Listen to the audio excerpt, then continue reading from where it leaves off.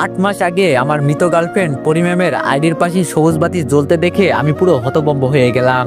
ম্যামের ID active কিন্তু কিভাবে? সাথে সাথে আমি ম্যামের কবরের দিকে তাকালাম আর ভাবলাম ম্যাম তো ওখানে শায়িত আছে, তাহলে ম্যামের আইডি চালাই কে? তাই অনেক এক্সাইটমেন্ট নিয়ে ম্যামের আইডিতে এসএমএস করলাম, আসসালামু আলাইকুম। কিছুক্ষণ পরেই দেখি রিপ্লাই আসলো, লেখা ভেসে উঠল, ওয়ালাইকুম আসসালাম, কে আপনি? আমি বললাম, আমি যেই হই না কেন, আপনি কে? আরে আইডির মানুষ তো 8 মাস আগেই মারা গেছে। একটু পর আবার রিপ্লাই আসলো, আপনি কি তাকে চিনেন? আমি বললাম, হ্যাঁ চিনি, কারণ উনি আমার সবকিছু ছিল, আমার স্বপ্ন ছিলেন, আমার পুরো দুনিয়া ছিলেন। হি ওয়াজ মাই লাইফ। তো এভরিওয়ান, তোমরা কিছু বুঝতেছো না তো? তো চলো তোমাদেরকে ফ্ল্যাশব্যাকে নিয়ে যাই। আজ থেকে 8 মাস আগে ফেক আইডি থেকে আমার কলেজের ম্যাডামকে আই লাভ ইউ লিখে তড়িঘড়ি করে আইডিটা লগ আউট করে দিলাম। এখন অনেকটা ভয় লাগছে, যদি ম্যাডাম জানতে পারে তাহলে একটা মারও মাটিতে পড়বে না, কারণ ম্যাডাম অনেক রাগী। কিন্তু ম্যামকে আমার অনেক ভালো লাগে, প্রথম দেখাতেই উনার প্রতি 3 কেজি ক্রাশ খেয়ে বসে আছি। যাই হোক, আপনাদের পরিচয় দিয়ে নিই, আমি রাকিব, এবার অনার্সে ভর্তি হয়েছি বগুড়া আজিজুল হক কলেজে। পড়াশোনার পাশাপাশি টুকটাক কবিতা লিখতে ভালোবাসি, কিন্তু একটু দুষ্টু আর চঞ্চল স্বভাবের আমি। আর যাকে প্রপোজ করলাম ওনার নাম পরি, নাম যেমন পরি দেখতেও তেমনই পরির মতো। আমি মূলত কলেজে প্রতিদিন যাই ম্যামকেই দেখতে। পড়ার সময় ম্যামের কথা মনে পড়তে ফেক আইডি দিয়ে ম্যামকে ওই কথাগুলো বললাম। সামনে আমার মাত্র এক্সাম, তাই একটু পড়তে হচ্ছে। পড়াশোনা শেষ করে ঘুমিয়ে পড়লাম। সকালে আম্মুর ডাকে ঘুম ভাঙলো। আম্মু বলল, এই রাকিব ওঠ বলছি, না হলে পানি এনে বিছানায় ঢেলে দিব। আমি বললাম, আম্মু দাঁড়াও না, আর একটু ঘুমাই, খুব সুন্দর স্বপ্ন দেখছি। আম্মু বলল, দাঁড়া, তোর স্বপ্ন আমি বের করছি, এক্সাম দিতে যাবি কখন? বলে আম্মু ঝাড়ু থেরাপি দিতে লাগলো। আমি তখনই উঠে এক দৌড়ে ওয়াশরুমে চলে গেলাম। আম্মুর গলায় রাগ থাকলেও মায়া বেশি, মাথায় তখন একটা আতঙ্ক ঘুরছে। পরি ম্যাম আমার ফেক আইডির সেই আই লাভ ইউ মেসেজটি দেখছেন কিনা? যাই হোক, ফ্রেশ হয়ে এসে নাস্তা খেয়ে নিলাম। কলেজে যেতে ইচ্ছা করছিল না, কিন্তু একটাই টান, পরি ম্যাম আর বোরিং এক্সাম। তাই রেডি হয়ে কলেজের উদ্দেশ্যে রওনা দিলাম। কলেজে পৌঁছে এক্সাম হলে ঢুকতেই বুকের ধুকপুকানি দ্বিগুণ। পরি ম্যাম এসেছেন আগেই, টিচার ডেস্কে বসে কি যেন দেখছিলেন, চোখ মুখ গম্ভীর, কিন্তু আমার চোখে ঠিক যেন একটা জ্যোতির মতো লাগলো, এই চোখ দিয়েই আমাকে ঘায়েল করে দিতে পারে। হঠাৎ ম্যাম আমার দিকে তাকাতেই আমি তড়িঘড়ি করে মাথা নিচু করে ফেললাম। মনে হচ্ছিল যেন চোখ দিয়ে আমার অপরাধ বের করে ফেলবেন। এক্সাম চলছিল, অথচ আমার খাতা সাদা, মন ভর্তি শুধু পরি ম্যামের মুখ আর গত রাত্রে সেই এসএমএস এর ভাবনা। ম্যাম কি আমাকে চিনতে পারবে? হঠাৎ ম্যাম আমার কাছে এসে বলল, কি ব্যাপার, তুমি লিখছো না কেন? ম্যামের কথায় থমথম হয়ে বললাম, আসলে ম্যাম কিছু মনে পড়ছে না তো। ম্যাম বলল, টেনশন করো না, ভেবেচিন্তে উত্তর দাও। আমি বললাম, ওকে ম্যাম। এক্সাম শেষে সবাই বেরিয়ে গেল, আমি একটু ধীরে ধীরে ম্যাডামের পিছনে। ম্যাম আজকেও শাড়ি পরে এসেছে, মনে হয় আমাকে মেরে তবেই ক্ষান্ত হবে ম্যাম। নেক্সট হচ্ছে সবচেয়ে বিশ্বস্ত বুকমেকার, পিএইচডি এবং সিরিয়া এই অ্যাপের অফিসিয়াল পার্টনার। এই অ্যাপে আপনি cricket, football, tennis live match দেখে এবং তাদের ভবিষ্যৎবাণী করে সহজেই অর্থ উপার্জন করতে পারবেন। সেই সাথে বিএমডব্লিউ গাড়ি, আইফোন, ল্যাপটপ এবং আরো অনেক নগদ পুরস্কার জেতারও সুযোগ রয়েছে। এই অ্যাপটিতে আপনি ক্র্যাশ ক্রিস্টাল 21 ইত্যাদি গেম খেলে সহজেই আয় করতে পারবেন। আপনি বিকাশ, নগদ, রকেট, ব্যাংক, ক্রিপ্টো, পেপাল এবং অন্যান্য সহজ পদ্ধতির মাধ্যমে সহজেই আপনার জেতা টাকা তুলতে পারবেন। এখানে আপনি 24 ঘন্টা 7 দিন গ্রাহক সহায়তা পাবেন। তাই এখনই গুগলে অনেক সার্চ করে প্রথম ওয়েবসাইটে গিয়ে রেজিস্ট্রেশন করুন। আর হ্যাঁ, রেজিস্ট্রেশনের সময় আমার প্রোমো কোড VOTO7 ব্যবহার করে প্রথমবার ডিপোজিটে 20,000 টাকা পর্যন্ত পান। যাই হোক, আরো কিছুক্ষণ ক্যাম্পাসে থেকে বাসায় চলে আসলাম। রাতে খাওয়া দাওয়ার পর মোবাইল হাতে নিয়ে ফেক আইডিতে লগ ইন করলাম। তারপর ইনবক্সে ঢুকে দেখলাম মেসেজ ডেলিভারেড হওয়া, কিন্তু সিন করেনি। বুকে হালকা আশা আর ভয় দুটোই ঢেউয়ের মতো খেলে গেল। না, হয়তো মেসেজটা দেখেনি, কিন্তু যদি পরে দেখে ফেলেন। আমি একবার ভাবলাম আইডিটা ডিলিট করে দিই, কিন্তু তখনই আবার মনে হলো, না না, যদি কোনো একদিন অলৌকিকভাবে ম্যাম মেসেজটা দেখে, তাই আর আইডিটা ডিলিট করলাম না। পরের দিন যথারীতি আবার এক্সাম দিতে গেলাম। এভাবে এক্সামের ঝামেলা 7 দিন পার হয়ে গেল। আইডিতেই 7 দিন ঢুকিনি। পরীক্ষার সেই দিনে পরীক্ষা দিয়ে এসে বাসায় ফিরে ক্লান্ত হয়ে শুয়ে পড়লাম। ঘুম থেকে উঠে সন্ধ্যা হয়ে গেছে, তাই আবার গোসল করে নিলাম। গোসল করে একেবারে রাতের খাবার খেয়ে আসলাম। রুমে শুয়ে আসি, কিন্তু মনটা অস্থির হয়ে আছে। একটাই চিন্তা মাথায় ঘুরছে, এই 7 দিনে পরি ম্যাম কি আমার মেসেজটা দেখছেন? ঘড়ির কাঁটা তখন রাত 12টা ছুঁই ছুঁই। ভয় আর কৌতূহল একসাথে বুকের মধ্যে কিল মারে। অবশেষে সাহস করে ফেক আইডিতে আবার লগ ইন করলাম।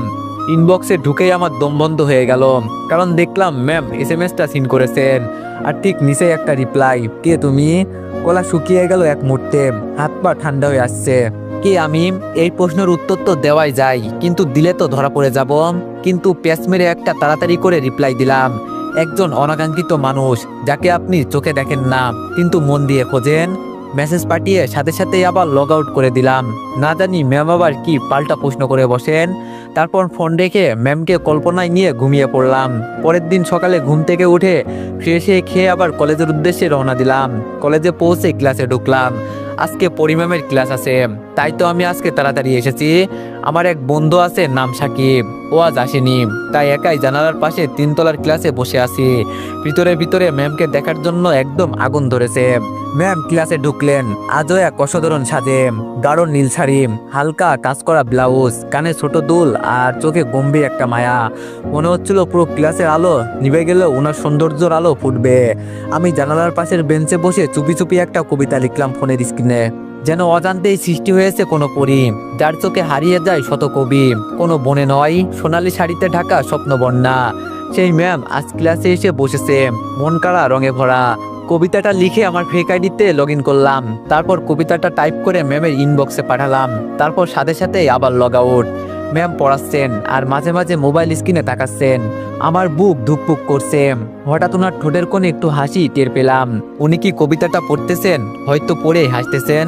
কবিতাটা পড়ে ম্যাম আশেপাশে তাকাচ্ছেন আর ভাবছেন কে এরকম কবিতা পাঠাচ্ছে। কিছুক্ষণ আশেপাশে তাকিয়ে আবার ক্লাসে মনোযোগ দিলেন। আমিও একটু মুচকি হাসলাম। তারপর ক্লাস শেষ হতেই আমি বাসায় চলে আসলাম। বাসায় আসতেই আম্মু বলল, কিরে ক্লাস কেমন লাগছে? কিছুই তো জানালি না। আমি বললাম অনেক ভালো আম্মু।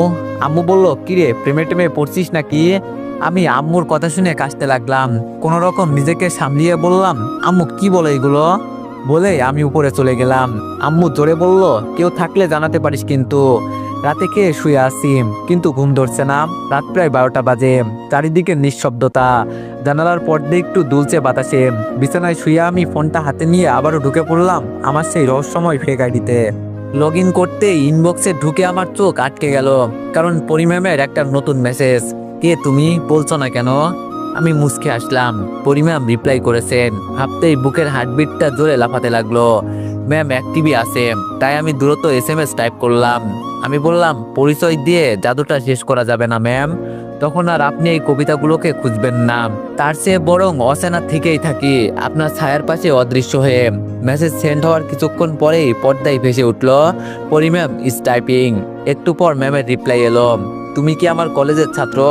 আমার আশেপাশেই থাকো? ম্যামের রিপ্লাই দেখে আমার বুকটা ধড়াস করে ওঠে। তবে মাথা ঠান্ডা রাখতে হবে। আমি বললাম, আপনার প্রতিদিনের হাঁটায় আমি দৌড় দেখি, আপনার চোখে রাগ দেখি, আর তার নিচে লুকানো ক্লান্তি। এইসব যে জানে সে কি অপরিচিত হতে পারে ম্যাম? কিছুক্ষণ চুপচাপ। তারপর ম্যাম আবার লিখলেন, তুমি তো অনেক সুন্দর করে কথা বলো। আমি বললাম, থ্যাংক ইউ ম্যাম। ম্যাম বলল, তুমি আমার রাগ খেয়াল করো। আমি বললাম, আপনি রাগেন ঠিকই, কিন্তু জানেন ম্যাম, আপনার রাগের নিচে যে কোমলতা, সেটাই আমাকে কবি বানিয়েছে। ম্যাম একটু হাসি দিয়ে বলল, তুমি কি সব মেয়েকে এভাবে কবিতা পাঠাও? আমি বললাম, নেই প্রথম কাউকে নিয়ে এভাবে কবিতা লেখা। ম্যামের আর কোনো রিপ্লাই আসে না সেই দিন, তাই আমিও ঘুমিয়ে পড়লাম। পরদিন সকালে কলেজে যাওয়ার আগে আম্মু চেঁচিয়ে ওঠে আর বলে, এই রাকিব, সারাদিন মোবাইলে কি করিস? পড়তে বসিস না? আমি বললাম, কই না তো আম্মু। কলেজে পৌঁছে আমি খেয়াল করলাম পরিম্যাম লাইব্রেরির করিডোর ধরে একে একে হাঁটতেন। কাঁধে বইয়ের ব্যাগ, হাতে একটা রুল করা নোট খাতা। আলো আধারির মধ্যে তার চেহারায় একটা অদ্ভুত শান্তি। আমি দ্রুত মোবাইল বের করে ফেক আইডি লগ ইন করে লিখলাম, খোলা চুলে আপনাকে অনেক সুন্দর লাগছে ম্যাম। 5 মিনিট পর ম্যাম এসএমএস সিন করে আশেপাশে তাকাতে লাগলো, আর আমি তখন লুকিয়ে পড়লাম। ফোনের স্ক্রিনে তাকিয়ে দেখি পরিম্যাম ইজ টাইপিং। ম্যাম বলল, তুমি কি লাইব্রেরিতেই আছো? আমার সামনে আসো না কেন? আমি বললাম, সময় হলে ঠিক আসবো। ম্যাম বলল, কবে সময় হবে? আমি বললাম, আমি নিজেও জানি না, যখন জানবো তখন বলবো। কলেজের লাইব্রেরির সামনে কিছু সময় অপেক্ষা করে আমি আমার নিজের ক্লাসরুমে ফিরে এলাম। মনটা কেমন যেন উড়ু উড়ু লাগছিল। হঠাৎ আমার কাঁধে একটা চিমটি। পিছনে তাকিয়ে দেখি আমার বন্ধু সাকিব। সাকিব বলল, কি রে ভাই, কি ব্যাপার? তোর প্রেমে পড়ার গন্ধ পাইতেছি। আমি বললাম, ধুর পাগল নাকি, এইসব তোর ভুল বোঝা। সাকিব বলল, তাই নাকি, তা ফোনটা দে তো একটু দেখি। আমি বললাম, না, ফোন দেওয়া যাবে না। সাকিব বলল, এই তো ধরা খেয়ে গেলি, এখন বল মেয়েটাকে। আমি বললাম, প্রমিস কর কাউকে বলবি না। সাকিব বলল, ওকে প্রমিস। আমি বললাম, পরি ম্যাম। সাকিব চোখ কপালে তুলে জোরে বলে উঠল, কি? আমি বললাম, আরে আস্তে শালা। সাকিব বলল, কি বলিস এইগুলো? আমি বললাম, কেন বিশ্বাস হচ্ছে না? সাকিব বলল, তুই যে জিনিস বিশ্বাস আবার হবে না, কিন্তু ভাই তুই যেটা করছিস সেটা কিন্তু ভয়ানকও হতে পারে, যদি ম্যাম জেনে ফেলে তুই সেই সদ্য কবি। আমি বললাম, জানলে তখন দেখা যাবে, এখন তো শান্তিমতো প্রেম করতে দে। তারপর আর কথা না বাড়িয়ে ক্লাস করতে লাগলাম। ক্লাস শেষে আমি আর সাকিব কলেজ ক্যাম্পাসের আমতলায় বসে আছি। এখানে বসে ঠান্ডা হওয়ায় মনটা আরো উদাস হয়ে গেল। পকেট থেকে ফোন বের করে আমি আবারও ঢুকে পড়লাম সেই আইডিতে। একটা নতুন কবিতা লিখলাম ম্যামের জন্য। চোখের নিচে ক্লান্তির ছায়া, তবু মুখে রাগের ধোয়া। জানি না আপনি কে, শুধু জানি এই রাগের মাঝেও বেঁচে থাকি আমি। কবিতাটা পাঠিয়ে কিছুক্ষণ অপেক্ষা করতেই পরিম্যাম অনলাইনে আসলো, আর সাথে সাথে আমাকে রিপ্লাই করলো। পরিম্যাম বলল, তোমার কবিতার মধ্যে মাদকতা লুকিয়ে আছে, বারবার নেশায় পড়ে যাচ্ছি। এখন আমি তোমার কবিতার জন্য অপেক্ষা করি, এটা কি ভালো না খারাপ জানি না। আমি বললাম, ভালো মন্দের হিসাবটা যদি মুছে ফেলেন তাহলে আপনি অবশ্যই আমাকে খুঁজে পাবেন ম্যাম।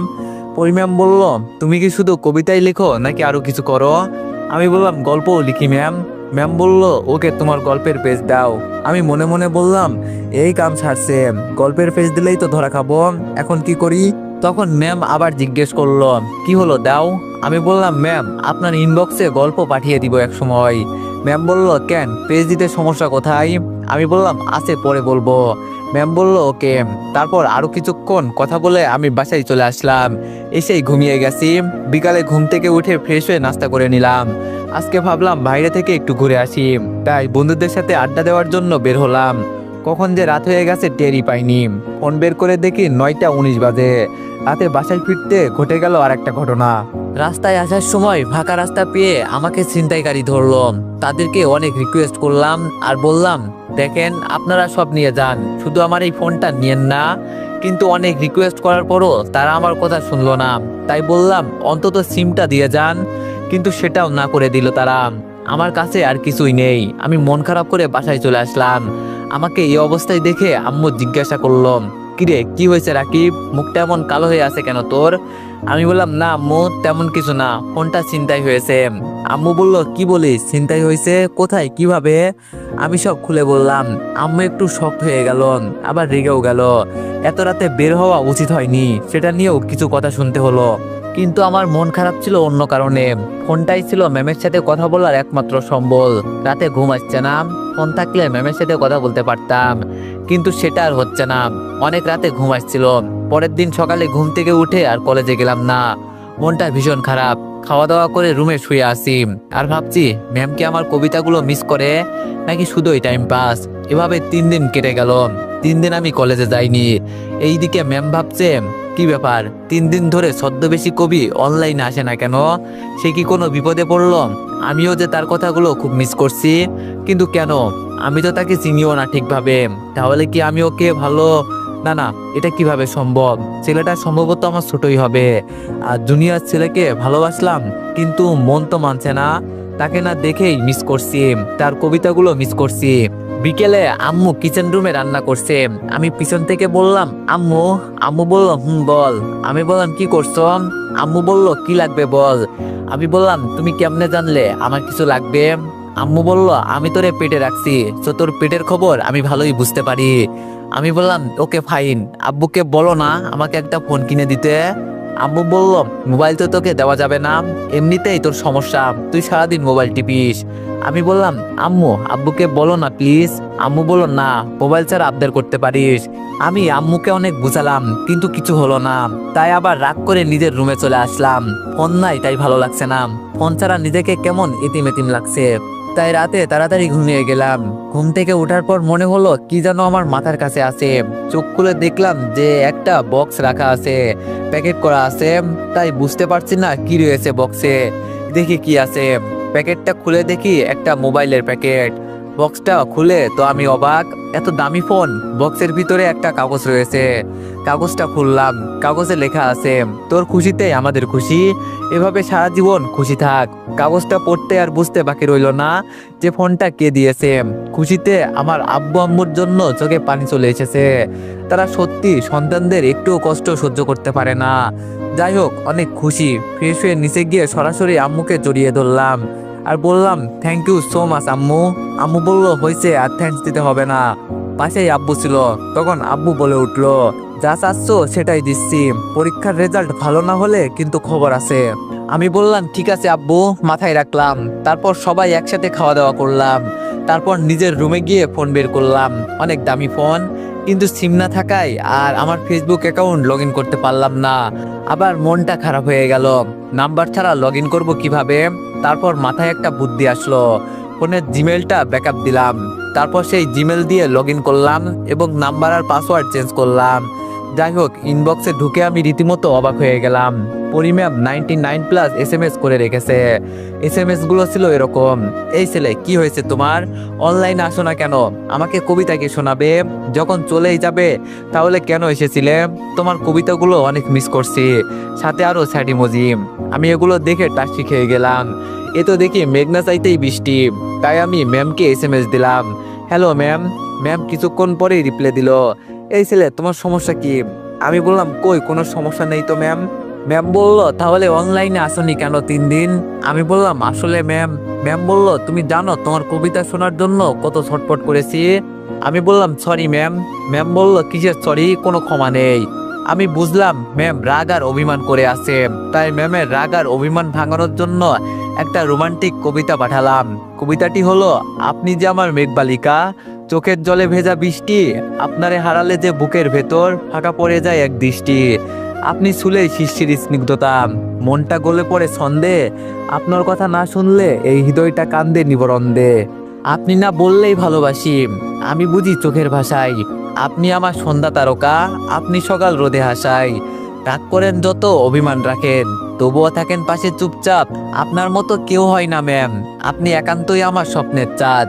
কবিতাটা পাঠানোর পর আমি ফোনের স্ক্রিনের দিকে তাকিয়ে অপেক্ষা করতে লাগলাম। মিনিট খানেকের মধ্যেই রিপ্লাই এলো, তুমি আসলে একটা পাগল। এই কবিতাটা পড়ে আমার চোখে পানি চলে এলো। তোমার কবিতার নেশায় আমি ডুবে যাই। তুমি জানো না, তুমি না থাকলে আমি ঠিক কতটা একা হয়ে পড়ি। আমি চুপ করে গেলাম। মনে হচ্ছিল ফোনের ওপাশ থেকে যদি একবার শুধু স্পষ্ট করে বলতে পারতাম, ম্যাম আমি সবসময় আপনার পাশে আছি। ভাবনা চিরচ্ছেদ ঘটিয়ে আমি আবার রিপ্লাই দিলাম, ম্যাম আপনার কি রাগটা একটু কমলো। ম্যাম বলল, রাগ কমে গেছে কবিতার মাঝেই, কিন্তু তুমি আর কখনো এমন করে হঠাৎ হারিয়ে যেও না প্লিজ। আমি বললাম, প্রমিস ম্যাম, আর হারাবো না, আর কাঁদাবো না। ম্যাম একটা লাল হার্ট ইমোজি পাঠিয়ে দিলেন। তারপর বললেন, আচ্ছা বললে না তো কেন উধাও হয়েছিলে। আমি বললাম, আসলে ম্যাম ফোনটা ছিনতাই হয়ে গিয়েছিল, অনেক রিকোয়েস্ট করছিলাম ফোনটা না নেওয়ার জন্য, কিন্তু তবুও তারা সবকিছু ছিনিয়ে নিয়ে গেল। ম্যাম বলল, তাহলে কথা বলছে কিভাবে। আমি বললাম, নতুন ফোন আব্বু কিনে দিয়েছে। ম্যাম বলল, ও আচ্ছা। কিছুক্ষণ চুপ থেকে ম্যাম আবার বলল, আচ্ছা তোমার নামটা কি, আমি তো কিছুই জানি না, এই কাম সারছে, এখন যদি নাম বলি তাহলে বুঝে যাবে আমি এইসব করছি, এখন কি বলি আমি। ম্যাম আবার লিখলেন, কি হলো বলো তোমার নাম কি। আমি বললাম, ম্যাম আমি এভাবে নাম বলতে চাই না। ম্যাম বলল, মানে। আমি বললাম, মানে যেই দিন আপনার সামনে আসবো আমি চাই সেই দিন আপনি আমার সবকিছু জানতে পারবেন। ম্যাম বলল, বাহ, ব্যাপারটা কিন্তু অনেক ইন্টারেস্টেড, অনেক কিছু লুকিয়ে আছে তোমার মধ্যে, অনেক রহস্য। আমি বললাম, আমি চাই সেই রহস্য আপনি নিজেই উদ্ঘাটন করেন।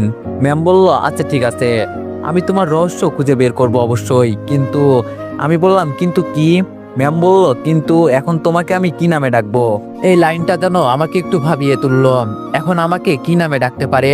ম্যাম আবার লিখলেন, কি হলো বলো তোমাকে কি নামে ডাকবো। আমি চোখ বন্ধ করে কিছুক্ষণ ভাবলাম, তারপর টাইপ করতে শুরু করলাম। আমি বললাম, ম্যাম আমি চাই আপনি আমার কবিতার ছন্দে আমাকে খুঁজুন, যার প্রতিটা শব্দে আপনি আছেন, সেই তো আমি। একটু থেমে আবার টাইপ করলাম, ম্যাম আমাকে আপাতত পিচ্চি স্বপ্নচারী নামে ডাকতে পারেন। ম্যাম বলল, পিচ্চি স্বপ্নচারী সেটা আবার কেমন নাম। আমি বললাম, এই নাম দিলাম কারণ যে আপনার স্বপ্নে হাঁটে আর বাস্তবে আপনাকে খুঁজে বেড়াই, নিঃশব্দে সেই তো স্বপ্নচারী। আর আমি আপনার থেকে ছোট, তো পিচ্ছি স্বপ্নচারী। ম্যাম এসএমএসটা দেখে একটু মুচকে হাসির ইমোজি দিলেন। আমার হৃদয় স্পন্দন যেন একটু বেড়ে গেল। ফোনের স্ক্রিনের দিকে এক দৃষ্টিতে তাকিয়ে রইলাম। তারপর আবার ম্যামের রিপ্লাই এলো, তুমি সত্যিই পাগল আর অন্যরকম রোমান্টিক। আমি তোমাতে যে আসক্ত হয়ে যাচ্ছি পিচ্ছি স্বপ্নচারী। আমি বললাম, মন যা চাই তাই করতে দিন ম্যাম। ম্যাম বলল, তবে মনে রেখো, আমি কিন্তু একদিন ঠিকই তোমাকে খুঁজে বের করব। তখন কিন্তু মুখ লুকিয়ে পালাতে পারবে না। আমি মুচকি হেসে বললাম, ঠিক আছে ম্যাম, আপনি যদি খুঁজে পান আমি ধরা দেব। এমন মুহূর্তে মনে হচ্ছিল জানো, এই জীবনে আমি কিছু একটা ঠিক করেছি। এই মানুষটা যাকে সবাই ভয় পায়, তিনি ক্লাসে সবার সামনে রাগী কণ্ঠে কথা বলেন, তিনি এতটা নরম, এতটা মায়াবী হতে পারে সেটা কল্পনাও করিনি। কিছুক্ষণ পর ম্যাম আবার বলে উঠল, আচ্ছা আজকে তো অনেক কথা বললাম, আমাকে একটা কবিতা শোনাও, আমি শুনে শুয়ে পড়ি। কাল ক্লাস আছে, তোমার ক্লাস নেই? আমি বললাম, আছে ম্যাম, আপনার ক্লাস করার জন্য হলেও যাব। ম্যাম বলল, তাই নাকি? আমি বললাম, জি ম্যাম। ম্যাম বলল, ওকে, এখন একটা কবিতা শোনাও আমার জন্য। আমি বললাম, ওকে ম্যাম, এটা শুধু আপনার জন্য। বলেই আমি টাইপিং করলাম। রাতের আকাশে চাঁদের আলো, তবুও চোখে ভাসে এক মুঠো আলো। যিনি রাগে ঝড় তোলেন ক্লাসরুমে, আসলে তিনি হৃদয়ের গভীরে বাকরূপে। আপনি আছেন বলেই তো স্বপ্ন দেখি, ঘুম ভাঙলেও থেকে যায় আপনার রেখি। চোখের সামনে নয়, তবুও মন জোড়ে আপনি। নিঃশব্দে ভালোবাসি, নামহীন সেই স্বাক্ষর আমি। আপনি আছেন বলেই রাতটা রঙিন হয়, স্বপ্নের ভেতরেও আপনার মুখ খুঁজে রয়। আমি তো শুধু একজন পিচ্চি স্বপ্নচারী, আপনার হাসিতে বাধ্য আমার হৃদয় যাত্রী। আপনি যখন বলেন তোমায় খুঁজে নিব, তখনই মনে হয় এই জীবনটা স্বপ্নেও বেশি কেব। আপনার একটুখানি যত্নে মন ভরে যায়, আপনি আছেন বলেই তো প্রেমের কবিতা হয়। কবিতাটা শোনার পর ম্যাম কয়েকটা হাত পাঠিয়ে দিল। তারপর বলল, কিভাবে এত সুন্দর কবিতা লেখো? আমি মোবাইল হাতে বসে আছি, বারবার পড়ছি ম্যামের মেসেজটা। চোখে মুখে এক ধরনের লজ্জা আর গর্ব মিশে যাচ্ছে। আমি বললাম, আপনাকে তো দেখেই লিখি ম্যাম। অনেক হচ্ছে সবচেয়ে বিশ্বস্ত বুকমেকার, পিএইচডি এবং সিরিয়া এই অ্যাপের অফিসিয়াল পার্টনার। এই অ্যাপে আপনি cricket, football, tennis live match দেখে এবং তাদের ভবিষ্যৎবাণী করে সহজেই অর্থ উপার্জন করতে পারবেন। সেই সাথে বিএমডব্লিউ গাড়ি, আইফোন, ল্যাপটপ এবং আরো অনেক নগদ পুরস্কার জেতারও সুযোগ রয়েছে। এই অ্যাপটিতে আপনি ক্র্যাশ ক্রিস্টাল 21 ইত্যাদি গেম খেলে সহজেই আয় করতে পারবেন। আপনি বিকাশ, নগদ, রকেট, ব্যাংক, ক্রিপ্টো, পেপাল এবং অন্যান্য সহজ পদ্ধতির মাধ্যমে সহজেই আপনার জেতা টাকা তুলতে পারবেন। এখানে আপনি 24 ঘন্টা 7 দিন গ্রাহক সহায়তা পাবেন। তাই এখনই গুগলে অনেক সার্চ করে প্রথম ওয়েবসাইটে গিয়ে রেজিস্ট্রেশন করুন। আর হ্যাঁ, রেজিস্ট্রেশনের সময় আমার প্রোমো কোড VOTO7 ব্যবহার করে প্রথমবার ডিপোজিটে 20,000 টাকা পর্যন্ত পান। আপনি না থাকলে আমার কলমও থমকে যাবে। Ma'am typing. ম্যাম বলল, তুমি আসলেই প্লে বয়। আমি বললাম, চিসি ম্যাম, মোটেও না, বয়সে ছোট হতে পারি কিন্তু ভালোবাসতে জানি ম্যাম। আর আপনি ছাড়া কারোর সাথে এসএমএস করি না। ম্যাম বলল, তুমি শুধু পিচ্ছি না, পাকনা পিচ্ছি। আমি একটু হাসি দিলাম। ম্যাম বলল, আচ্ছা ভাই, আমি ঘুমাবো। আমি বললাম, ওকে ম্যাম বাই। বলেই আমরা দুজনেই অফলাইনে চলে গেলাম। তারপর ম্যামকে কল্পনা করতে করতে কখন যে ঘুমিয়ে গেছি জানি না। সকালে ঘুম থেকে উঠে ফ্রেশ হয়ে নাস্তা করে নিলাম। তারপর রেডি হয়ে কলেজে চলে গেলাম। এসে দেখি সাকিব আগেই আসছে। ওকে বললাম, কিরে দোস্ত, কি খবর? সাকিব বলল, ভালোই। আরে প্রেমিক সাহেব যে। আমি বললাম, চুপ শালা, ক্লাসে চল, ম্যামের ক্লাস শুরু হয়ে যাবে আবার। সাকিব বলল, হ্যাঁ তা তো যাবেই, তোর রাজকন্যার ক্লাস যে। আমি বললাম, চুপ করবি তুই, বেশি কথা বলস। সাকিব বলল, আচ্ছা সরি। তারপর আমরা দুজনেই গিয়ে জানালার পাশের সিটে বসে পড়লাম। 9টা বাজতেই ম্যাম যথারীতি ক্লাসে প্রবেশ করলো। আজকে ম্যাম ব্ল্যাক শাড়ি পরেছে, চুলটা খোলা, চোখে হালকা কাজল, ঠোঁটে একটা ক্ষীণ হাসি। দেখে আমার বুকের ভেতরটা যেন কেঁপে উঠলো। মনে হলো যেন সিনেমার কোনো দৃশ্য সামনে ঘটে যাচ্ছে। আমি তড়িঘড়ি করে পকেট থেকে মোবাইলটা বের করলাম। ডেস্কের নিচে লুকিয়ে ম্যামকে একটা এসএমএস করলাম। আজকে আপনাকে দেখে মনে হলো ভালোবাসা সত্যি কোনো রঙে বাধা নয়, কিন্তু আজ ব্ল্যাক রঙও প্রেমে পড়ে গেছে, কারণ সেটা আপনি পড়েছেন। ম্যাম হয়তো ব্যস্ত ছিলেন। কয়েক মিনিট পরে ম্যামের ফোনের ভাইব্রেট হলো। উনি ফোনের স্ক্রিনে তাকাতেই চোখে মুখে কিছুটা কনফিউজ, হাসি নিয়ে ফোনের স্ক্রিনে তাকালেন। তারপর আশেপাশে তাকাতেই আমি তড়িঘড়ি করে চোখ সরিয়ে নিলাম। পাশ থেকে সাকিব কানের কাছে ফিসফিস করে বলল, এই শালা কি করছিস, ম্যাম বুঝে ফেলবে। আমি বললাম, ম্যামের সেই চাহনি আমাকে পাগল করে দিবে রে, উপস। ম্যামকে তো আজকে একদম ফাটাফাটি লাগছে রে ভাই। সাকিব বলল, চুপ কর ভাই, একটু আস্তে কথা বল, তুই তো দেখছি আমাকেও ফাঁসাবি। এরপর ক্লাস শুরু হলো, কিন্তু আমার মন তো ক্লাসে নেই। আমার চোখ শুধু ম্যামের প্রতিটা অঙ্গভঙ্গি, প্রতিটা শব্দ আর হাঁটার স্টাইল আটকে। এইদিকে একটু পর দেখি আমার মোবাইলে একটা এসএমএস এলো। আর এসএমএসটা দেখেই আমার মাথা ঘুরে গেল, কারণ এসএমএসটা এমন ছিল, এই তো একটা বোকামি করে ফেললে, আমি একটা হিংস পেয়ে গেলাম, তুমি আমাকে দেখছো, মানে তুমি এই ক্লাসেরই স্টুডেন্ট। এখন আমার খুঁজতে আরো সুবিধা হলো। আমি এসএমএসটা দেখে জিব্বাতে কামড় দিলাম আর ভাবলাম আসলেই তো একটা বোকামি করে ফেললাম, শিট। তারপর আর কোনো এসএমএস না দিয়ে আমি ক্লাসে মনোযোগ দিলাম। ক্লাস শেষে ক্যাম্পাসে বসে আছি, এমন সময় ক্যাম্পাসের সবার সামনে সিনিয়র বড় ভাই ম্যামকে হাঁটু গেড়ে প্রপোজ করে বসলো। আমরা ক্যাম্পাসের সবাই হা হয়ে গেলাম ছেলেটির সাহস দেখে। আমার তো সাহসের প্রশংসা করার চেয়ে রাগ হচ্ছে বেশি। আমার স্বপ্নের রাজকন্যাকে প্রপোজ করছে। ছেলেটি বলল, ম্যাম আমি আপনাকে অনেক দিন থেকেই ফলো করি, আমি আপনাকে অনেক পছন্দ করি, প্লিজ আমার লাল গোলাপের ভালোবাসা গ্রহণ করেন। দেখলাম ম্যামও ছেলেটার হাত থেকে ফুলটা নিল। আমি মনটা খারাপ করে চোখটা নিচু করে ফেললাম আর সাথে সাথে থাপ্পড়ের সাউন্ড শুনতে পেলাম। আমি চোখ তুলে দেখি ছেলেটা বাম গালে হাত দিয়ে দাঁড়িয়ে আছে আর ম্যাম রেগে আগুন হয়ে আছে। ম্যাম সাথে সাথে বলল, অসভ্য বেয়াদব কোথাকার, ম্যামকে রেসপেক্ট দিতে জানো না, কাকে কি বলতে হয় সেটাও জানো না, তোমাকে কলেজে অ্যাডমিশন দিয়েছে কে? ছেলেটি বাম গালে হাত দিয়ে মাথা নিচু করে বলল, সরি ম্যাম। ম্যাম বলল, ফার্দার যদি এইসব করতে দেখি সোজা কলেজ থেকে রেস্ট্রিক্টেড করে দিব। বলেই ম্যাম চলে যেতে লাগলো। সাকিব আমার কাঁধে হাত দিতেই আমি চমকে উঠলাম। তখন সাকিব বলল, দোস্ত দেখলি তো কেমন অবস্থা, তোরও পরিণতি আমি এরকম দেখতে পারছি, তাই সুযোগ থাকতে কেটে পড়, ম্যামের স্বপ্ন দেখা বন্ধ কর। আমি বললাম, শালা তুই আমার বন্ধু নাকি শত্রু বলতো? কই আমাকে একটু হেল্প করবি, তা না উল্টো আমাকে ভয় দেখাচ্ছিস। সাকিব বলল, বন্ধু বলেই তোর ভালো চাই, তাই সাবধান করছি। আমি বললাম, হয়েছে এখন বাসায় চল। সাকিব বলল, বলেই আমরাও যে যার বাসার দিকে রওনা দিলাম। গেটের সামনে আসতেই গেটে দেখতে পেলাম টুলেট বোর্ড ঝোলানো। কি ব্যাপার, আব্বু কি বাসা ভাড়া দিবে নাকি? তাড়াতাড়ি করে কলিং বেল চাপতেই আম্মু ভিতর থেকে দরজা খুলে দিল। আম্মু বলল, ভিতরে গিয়ে ফ্রেশ হয়ে নে, আমি খাবার দিচ্ছি। আমি বললাম, আম্মু বাইরে টুলেট বোর্ড লাগাইছো কেন, বাসা কি ভাড়া দিবে নাকি? আম্মু বলল, আমি বললাম, কেন? আম্মু বলল, তোর আব্বু ট্রান্সফার হয়েছে দিনাজপুর, তো সে ওখানে চলে যাবে, তোর পড়াশোনার জন্য আমি আর তুই যেতে পারছি না, কিন্তু বাসায় কিভাবে একা থাকবো, তাই তোর আব্বু উপরের ফ্ল্যাটটা ভাড়া দিবে। আসলে টাকার জন্য ভাড়া দিতাছি না, বাসায় মানুষ থাকলে ভালো লাগবে, সিকিউরিটির একটা ব্যাপার আছে।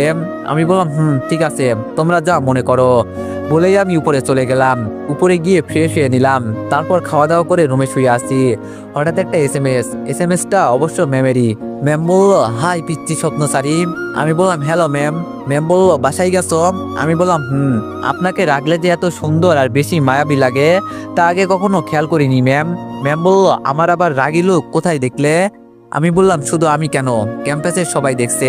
ম্যাম বলল, ও ওই ছেলের কথা বলছো? আমি বললাম, ম্যাম বলল, বেয়াদব একটা ছেলে, মাথাটাই গরম করে দিয়েছিল। আমি বললাম, ম্যাম একটা কথা বলবো?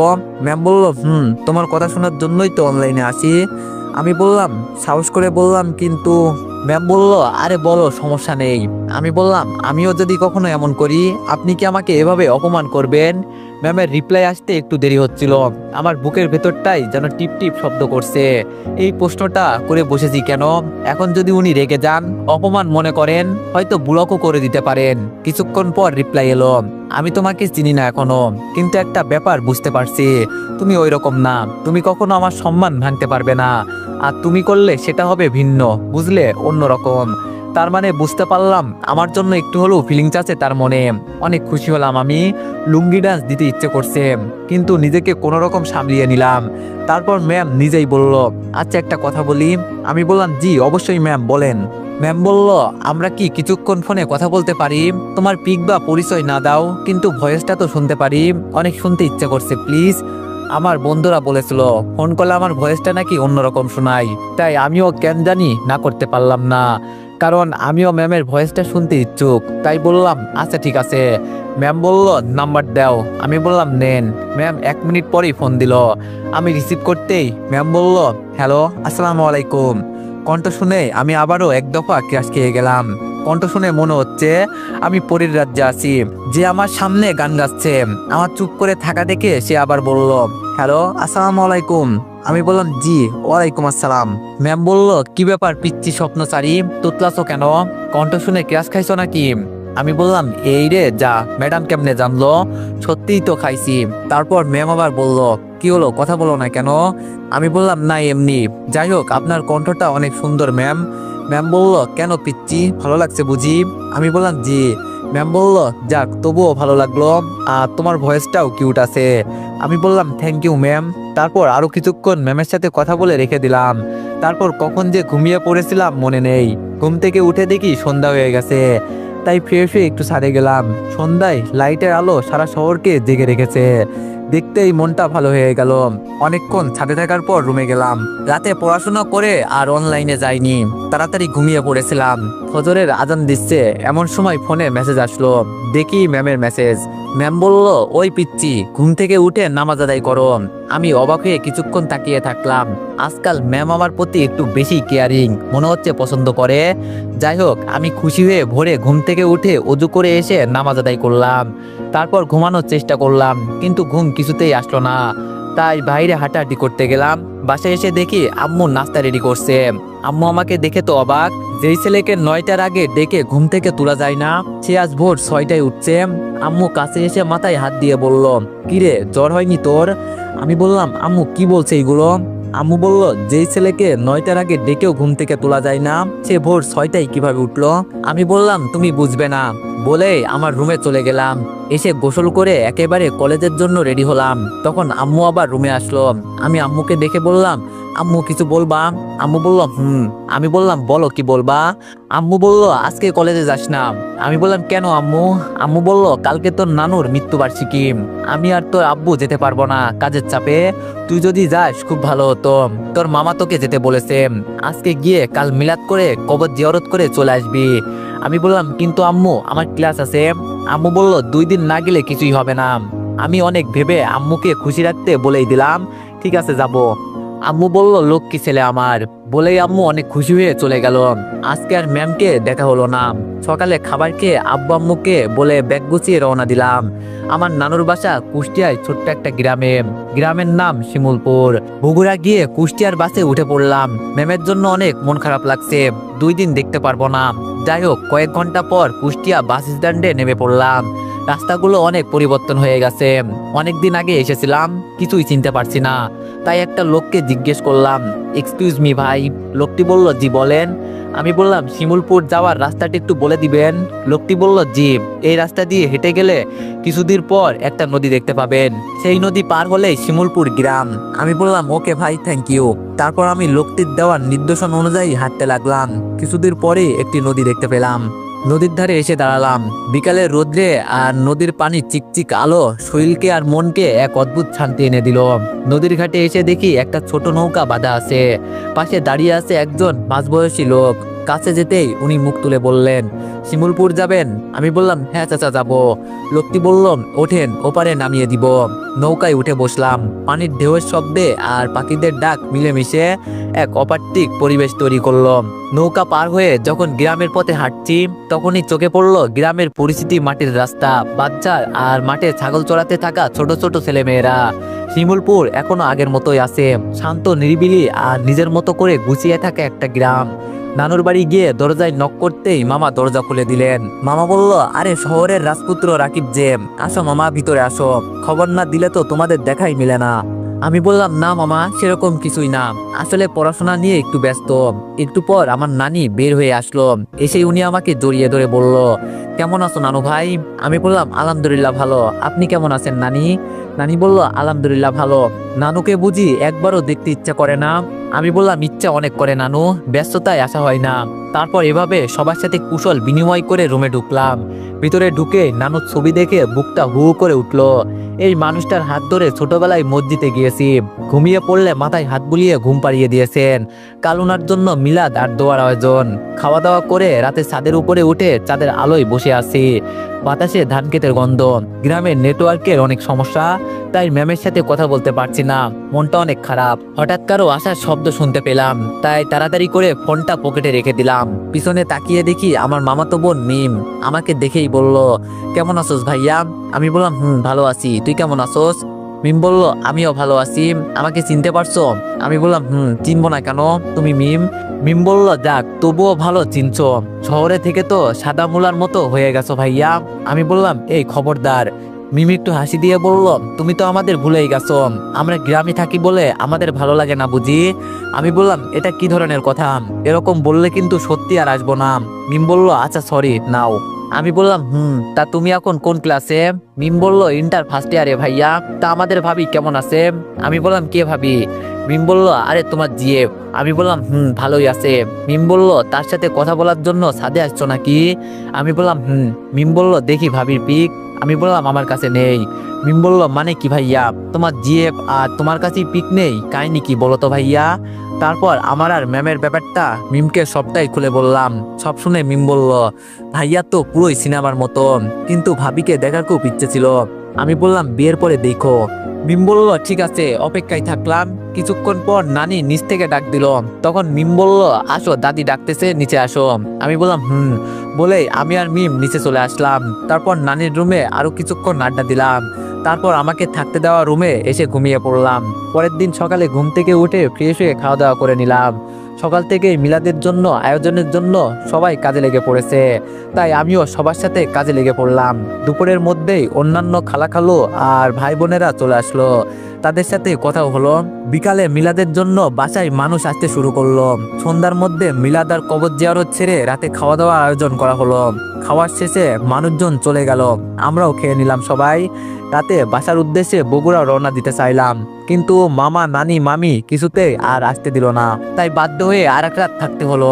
রাতে সব খালারাও থেকে গেল, তাই নানি খালা সব ভাই বোন মিলে অনেক জমিয়ে আড্ডা মারা হলো। আমার আম্মু থাকলে আরো অনেক আড্ডা জমতো। কতদিন পর আমরা সব খালাতো মামাতো ভাই বোন একত্রে হয়েছি তা বলা মুশকিল। সবাইকে দেখতে পেয়ে আমার অনেক ভালো একটা সময় কাটলো, তাই সারা রাতি সবাই আড্ডা দিলাম। ভোর রাত্রে একটু ঘুমিয়েছিলাম, ঘুম ভাঙলো দুপুর একটাই। উঠে তো আমি নিজেই অবাক, কখন এত ঘুমালাম আর মামা মামিও ডাক দেয়নি। ঘুম থেকে উঠে একেবারে গোসল করে খাওয়া দাওয়া সেরে নিলাম। বিকালের দিকে সবার থেকে বিদায় নিয়ে বগুড়ার উদ্দেশ্যে রওনা দিলাম। আসার সময় নানি আমাকে জড়িয়ে ধরে অনেক কেঁদেছেন। আমারও তখন মন খারাপ হয়েছিল। মিম আসার সময় ফিসফিস করে বলল ভাইয়া পরের বার তোমাদের ওখানে গেলে যেন ভাবিকে দেখতে পাই। আমি বললাম ইনশাল্লাহ। বলেই রওনা দিলাম। মামা নদী পার হয়ে এসে বাস পর্যন্ত এগিয়ে দিয়ে গেল। প্রায় 4 ঘন্টা জার্নি করে রাত 8টায় বগুড়া বাস স্ট্যান্ডে নামলাম।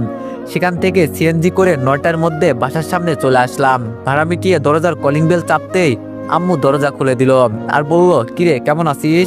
আমি বললাম ভালো আছি আম্মু, তবে অনেক টায়ার্ড। আম্মু বলল ঠিক আছে, ফ্রেশ হয়ে খেয়ে রেস্ট নে। আমি বললাম খাবো না আম্মু, ঘুমিয়ে যাব, কাল সারা রাত জেগেছিলাম, খালা নানি মামা মামি ঘুরতে দেয়নি। আম্মু বলল অনেক মজা করলি মনে হয়, তুই তো যেতেই চাইলি না। আমি বললাম মজা করছি, কিন্তু তোমাদের অনেক মিস করছি। আব্বু হঠাৎ পিছন থেকে বলে উঠল কেমন মিস করছো তা তো আমাদের জানাই আছে, একটা ফোনও করনি, আর আমরা করলে তবুও বন্ধ। আমি বললাম আসলে আব্বু গ্রামের নেটওয়ার্ক অনেক সমস্যা তাই, আর 2 দিন হলো ফোনে চার্জ শেষ হয়ে গেছে, এই জন্য ফোন বন্ধ হয়ে গেছে। আম্মু বলল ঠিক আছে তুই উপরে যা, ফ্রেশ হয়ে রেস্ট নে। তাই আমি উপরে গিয়ে ফোন বন্ধ অবস্থায় চার্জে দিয়ে ফ্রেশ হয়ে নিলাম। এসে অনেক ক্লান্ত লাগছে, তাই বিছানায় গায়ে লিয়ে দিতেই ওই অবস্থায় ঘুম চলে এসেছে। ঘুম থেকে উঠলাম সকাল 9টায়। আজকে শনিবার তাই কলেজ নেই। হাতে ব্রাশ নিয়ে চোখ ডলতে ডলতে ছাদে চলে গেলাম। ছাদে যা দেখলাম সেটা আমার বিশ্বাসযোগ্য ছিল না। চোখ আমার কপালে উঠলো, ঘুম এক নিমিষেই উড়ে গেল। কারণ ছাদে ছিল আমার একমাত্র ক্রাশ পরি ম্যাম। ওনাকে এখানে দেখবো সেটা আমার কল্পনার বাইরে, তাও এই অবস্থায়। কারণ ম্যাম মাত্র গোসল করে কাপড় শুকাইতে ছাদে আসছে। ম্যাম একটা গোলাপি শাড়ি পরছে। ম্যামের শাড়ি এমন হয়ে আছে যে পিছন থেকে তার কোমর বোঝা যাচ্ছে। ওনার ফর্সা কোমর দেখে আমি আরেক দফা ক্রাশ খেলাম। আমি চুপচাপ দাঁড়িয়ে গেলাম, যেন শরীরটা এক নিমিষে স্থির হয়ে গেছে। হাতে ব্রাশ, মুখে টুথপেস্ট, আমার সেই দিকে কোনো খেয়াল নেই, শুধু তাকিয়ে আছি এক দৃষ্টিতে। পরি ম্যাম তখনও তার ভেজা চুলগুলো হাত দিয়ে পিছনে টানতেছে। রোদের ঝিলমিলে আলোতে তার গায়ের ফর্সা ত্বকটা যেন আরো উজ্জ্বল লাগছে। গোলাপি শাড়ির আঁচল বাতাসে হালকা উড়ছিল, আর সেই সাথে তার কোমরের নিচের দিকে ভেজা চুলগুলো থেকে যখন পানি গড়িয়ে পড়ছিল, তখন মনে হলো কোনো রূপকথার পরই নেমে এসেছে আমাদের এই ছাদের আকাশে। তার প্রতিটি ভেজা চুলের ফোঁটা যেন আমার হৃদয়ের তালে তালে পড়ে ধ্বনি তুলছিল। ধুকপুক ধুকপুক, বুকটা কেমন যেন কেঁপে উঠছে। কল্পনায় ম্যামের দিকে এগিয়ে গিয়ে বলতে ইচ্ছে করছে, ম্যাম আপনি জানেন না, আজকে এই সকালটা আমার জীবনে সবচেয়ে সুন্দর সকাল হয়ে গেছে, শুধুমাত্র আপনাকে দেখে। হাতের ব্রাশটা কখন যে পড়ে গেছে আমি খেয়ালই করিনি। একটানা তাকিয়ে আসি, যেন চোখের পলক ফেললেই এই দৃশ্যটা হারিয়ে যাবে। ম্যাম তখন তার শাড়ির আঁচলটা ভালোভাবে গুছিয়ে নিচ্ছিলেন, কিন্তু আমার চোখ তখনও তার কোমরের মোহে আটকে। আকাশটা রোদে ঝলমল করছে ঠিকই, কিন্তু আমার মনে হচ্ছে আমি নিজেই কোনো রোদেলা স্বপ্নে দাঁড়িয়ে আছি। আমার কল্পনার রাজ্যে পরি ম্যাম তখন ধীরে ধীরে ঘুরে আমার দিকে তাকালেন। ম্যাম এই দিকে ঘুরতেই আমাকে দেখে একটু চমকে উঠলেন। তখন আমিও ওনার দিকে তাকিয়ে বললাম, আসসালামু আলাইকুম ম্যাম। ম্যাম বলল, ওয়ালাইকুম আসসালাম। তুমি আমাদের কলেজের ছাত্র রাকিব না? আমি বললাম, জি ম্যাম, আমি রাকিব। ম্যাম বলল, তা তুমি এখানে? আমি বললাম, ম্যাম এটা তো আমাদেরই বাসা, আপনি এখানে? ম্যাম বলল, ও আমরা কাল এসেছি তোমাদের উপরতলায়। আমি বললাম, ও আচ্ছা ম্যাম। ম্যাম বলল, তোমাকে তো কাল দেখিনি। আমি বললাম, একটা কাজে বাইরে গিয়েছিলাম, রাতে এসেছি ম্যাম। ম্যাম বলল, ও আচ্ছা, থাকো তাহলে, পরে কথা হবে। আমি বললাম, ওকে ম্যাম, আল্লাহ হাফেজ। ম্যাম বলল, আল্লাহ হাফেজ বলেই ম্যাম নিচে চলে গেল। আমার তো খুশিতে লুঙ্গি ডান্স দিতে ইচ্ছে করছে, কিন্তু লুঙ্গি না থাকাতে দিতে পারলাম না। যাই হোক, আমিও খুশি হয়ে নিচে চলে গেলাম। গিয়ে আম্মুকে বললাম, আমি বললাম, আম্মু আমাদের দোতলায় ভাড়াটিয়া আসছে। আম্মু বলল, হ্যাঁ উনি তোর আব্বুর বন্ধু, ঢাকা থাকতে আমাদের উনি অনেক হেল্প করেছেন। এতদিন তারা অন্যের বাসায় ভাড়া থাকতো, এখন তোর আব্বুই কালোদের নিয়ে এসেছে। ওনারা অনেক ভালো মানুষ, ওনার মেয়ে তো তোদের কলেজেরই টিচার। আমি বললাম, তারপর আমি আমার রুমে গিয়ে ফ্রেশ হয়ে নিলাম। তারপর নাস্তা খেয়ে নিজের রুমে গিয়ে ভাবলাম, 2 দিন হলো ম্যামের সাথে কথা হয়নি, আজকে একটু আইডিতে ঢুকি। যেই ভাবা সেই কাজ, তাড়াতাড়ি করে ফোনটা বন্ধ থেকে খুললাম। আর তখনই একের পর এক এসএমএস আর ফোন আসতে লাগলো। এসএমএস ছিল ম্যামের। এই 2 দিনের সব এসএমএস এর ফোন কল একসাথে ঢুকেছে, প্রায় 50+ এসএমএস আর 20+ কল। ফেসবুক আইডিতে লগ ইন করে দেখি ওই একই অবস্থা, এসএমএস এর সমারোহ। দেখি ম্যাম অ্যাক্টিভই আছে, তাই লিখলাম, হ্যালো ম্যাম। সাথে সাথে ম্যাম সিন করলো আর টাইপিং করলো, তুমি অনেক খারাপ। আমি বললাম, কেন ম্যাম? আমি আবার কি করলাম? ম্যাম বলল, তুমি আমাকে না বলে 2-3 দিনের জন্য শুধু হারিয়ে যাও আর আমাকে কষ্ট দাও। আমি বললাম, সরি ম্যাম। ম্যাম বলল, কিসের sorry? Sorry is not accepted. আমি বললাম, কেন? ম্যাম বলল, কারণ তুমি শুধু আমাকে অপেক্ষায় রেখে কষ্ট দাও। তুমি কি জানো না, এখন তোমার সাথে কথা বলা, তোমার কবিতা আমার অভ্যাসে পরিণত হয়েছে। আমি বললাম, জানি তো। ম্যাম বলল, তাহলে সব জেনেও কেন তুমি এরকম করো? এই 2-3 দিন তোমাকে কত এসএমএস ফোন কল দিয়েছি, তুমি কি একটারও রিপ্লাই দিছো বলো? কথাটি বলে ম্যাম কয়েকটা স্যাড আর কান্নার ইমোজি পাঠিয়ে দিলেন। আমি বুঝতে পারলাম সত্যি ম্যামের মন খারাপ হয়েছে, ম্যামের রাগ ভাঙাতে হবে এখন। তাই ম্যামকে বললাম, সরি ম্যাম, আর এরকম হবে না। এবার কোথাও গেলে আপনাকে বলে যাব, প্রমিস। ম্যাম বলল, তোমার মিথ্যা প্রমিস করতে হবে না, যাও। আমি বললাম, মিথ্যা না, সত্যি এবার থেকে বলবো। ম্যাম বলল, আমি তোমাকে বিশ্বাস করছি না, যাও। আমি বুঝলাম এখনো ম্যাম আমার উপর রাগ আর অভিমান করে বসে আছে। তাই তার রাগ আর অভিমান ভাঙানোর জন্য বললাম, রাগ করে আছেন কেন বলুন না ম্যাম, আমি তো আপনাকেই মানি আমার প্রাণ। আপনার অভিমানে ভাঙে বুকের ঘর, হাসি খুশি মনটা হয় কেন জানি করুন। আপনার চোখে যদি পড়ে এক ফোঁটা জল, আমার আকাশটাই যেন ঢেকে যায় কালো ছল। আপনার ফোন না এলে নিঃশব্দে কাঁদি, দিনরাত মিলে যায় হারাই পথ খুঁজি। আপনি যে নীরব, বিশ্বটা থেমে যায়, আপনার অভিমানে হৃদয় ভেঙে যায়। একটিবার বলুন না, ভুলে গেলাম সব, আমি তো শুধুই আপনার, নেই কেন ঢল। কবিতায় আপনার ছায়া, গল্পে আপনার নাম, স্বপ্নে দেখা পাই শুধু আপনিই ম্যাম। ভুল হলে ক্ষমা চাই হাত জোর করে, আপনার একটা হাসিতে আমার জীবন যেন ভরে। ভালোবাসি বলি না, তবুও মন জানে, ম্যাম আপনি তো আছেন আমার হৃদয়খানে। কবিতাটা পড়ে ম্যাম হার্ট ইমোজি পাঠালেন। তারপর আবার বললেন, এটার জন্যই বারবার গলে যাই তোমার কাছে, কিভাবে লিখো তুমি পিচ্চি একটা ছেলে। আমি বললাম, রাগটা কি কমলো ম্যাম? ম্যাম বলল, কমছে, তোমার উপর আমি রেগে থাকতে পারি না। আমি বললাম, থ্যাংক ইউ ম্যাম। এভাবে আরো কিছুক্ষণ কথা বলে ফোনটা রেখে দিলাম। বিকালে কিছুই ভালো লাগছে না, তাই আজকেও বন্ধুদের ফোন করে আমাদের আড্ডার জায়গায় আসতে বললাম। আমিও সময় মতো আড্ডার জায়গায় পৌঁছে গেলাম। আড্ডা দিতে দিতে আজকেও কখন যে রাত হয়ে গেছে বলতেও পারি না। আবার ছিনতাইকারীর ভয় লাগছে, তাই ফোন হাতে নিয়ে সাবধানে রাখতেই ফোনের দিকে তাকিয়ে দেখি ম্যামের 13টা মিস কল। আজ আমারে খাইছে। ফোন সাইলেন্ট ছিল তাই টের পাইনি। আবার ফোন দিয়েছে, আমি রিসিভ করে ভয়ে ভয়ে বললাম, হ্যালো ম্যাম। ম্যাম অনেক রাগান্বিত হয়ে বলল, ওই কুত্তা, তোরে কয়বার ফোন দিয়েছি দেখ। আমি বললাম, সরি ম্যাম, খেয়াল করিনি, ফোন সাইলেন্ট ছিল। ম্যাম বলল, তা আপনি কোন মহাকার্যে কোথায় আছেন স্যার শুনি, যে ফোন সাইলেন্ট করে রাখতে হবে আপনার? আমি বললাম, বন্ধুদের সাথে আড্ডা দিতেছি। ম্যাম বলল, কি এত রাতেও আড্ডা? এখনো বাসায় যা বলতাছি, না হলে আমি আর তোর সাথে কথা বলবো না। আমি বললাম, না না যাচ্ছি। ম্যাম বলল, বাসায় গিয়ে খেয়ে লক্ষ্মী ছেলের মতো আমায় ফোন দিবে। আমি বললাম, ঠিক আছে। ম্যাম বলল, রাখছি বলেই কেটে দিল। কেন জানি না ম্যামের সাথে কথা বলতে কেমন ফিল হয়, ওনার সামনে দুধে ভাতে হয়ে যায়। আর দেরি না করে ভয়ে ভয়ে বাসায় চলে আসলাম। বাসায় আসতে আম্মু বলল, কিরে আজকে অত দেরি করলি, তোর শিক্ষা হয়নি তাই না? আমি বললাম, সরি আম্মু, আর হবে না। আম্মু বলল, যা ফ্রেশ হয়ে আয়, আমি খাবার দিচ্ছি। আমি বললাম, ওকে। তারপর ফ্রেশ হয়ে খাওয়া দাওয়া করে রুমে আসলাম। এসে আবার ম্যামকে ফোন করলাম। হ্যালো। ম্যাম বললাম, পিচ্ছি স্বপ্নচারী, খাওয়া দাওয়া হয়েছে? আমি বললাম, জি ম্যাম। ম্যাম বলল, এই তো গুড পিচ্ছি, শোনো এত রাত পর্যন্ত বাসার বাইরে থাকবে না। আমি বললাম, ঠিক আছে ম্যাম। ম্যাম বলল, আচ্ছা একটা কথা বলি। আমি বললাম, অবশ্যই। ম্যাম বলল, তোমার কি সিনিয়র মেয়ে পছন্দ? আমি বললাম, কেন ম্যাম? ম্যাম বলল, এই যে আমি তোমার সিনিয়র ম্যাম, তবুও কথা বলো। আমি বললাম, হ্যাঁ ভালোই লাগে। ম্যাম বলল, কেন? আমি বললাম, কারণ সিনিয়র মেয়েরা অনেক বেশি ভালোবাসে আর সাথে শাসনও করে, তবে আদর একটু বেশি করে। ম্যাম বলল, পিচ্চিটা তো অনেক পাকনা আর অনেক দুষ্টু। আমি বললাম, দুষ্টু না হলে ভালোবাসবো কেমনে, আর রোমান্টিক কবিতাই বা লিখবো কেমনে? ম্যাম বলল, তাই তো। আমি বললাম, আচ্ছা ম্যাম রাখছি, কাল কথা হবে, আমার খুব ঘুম পাচ্ছে। ম্যাম বলল, আল্লাহ হাফেজ, লক্ষ্মী ছেলের মতো ঘুমিয়ে পড়ো। আমি বললাম, বলেই ফোন কেটে দিলাম। তারপর কিছুক্ষণ পরই ঘুমিয়ে পড়লাম। সকালে ঘুম থেকে উঠে ম্যামকে দেখার নেশায় আজকে আবারও ছাদে চলে গেলাম। ছাদে এসে দেখি আজকে ম্যাম আসেনি। মনটাই খারাপ হয়ে গেল, হয়তো আজকে লেট করে এসেছি। নিচে নামার উদ্দেশ্যে পিছনে ঘুরতেই আমি চমকে উঠলাম, কারণ ম্যাম ছাদে আসছে, তার মানে আমি আজকে আগে আসছি।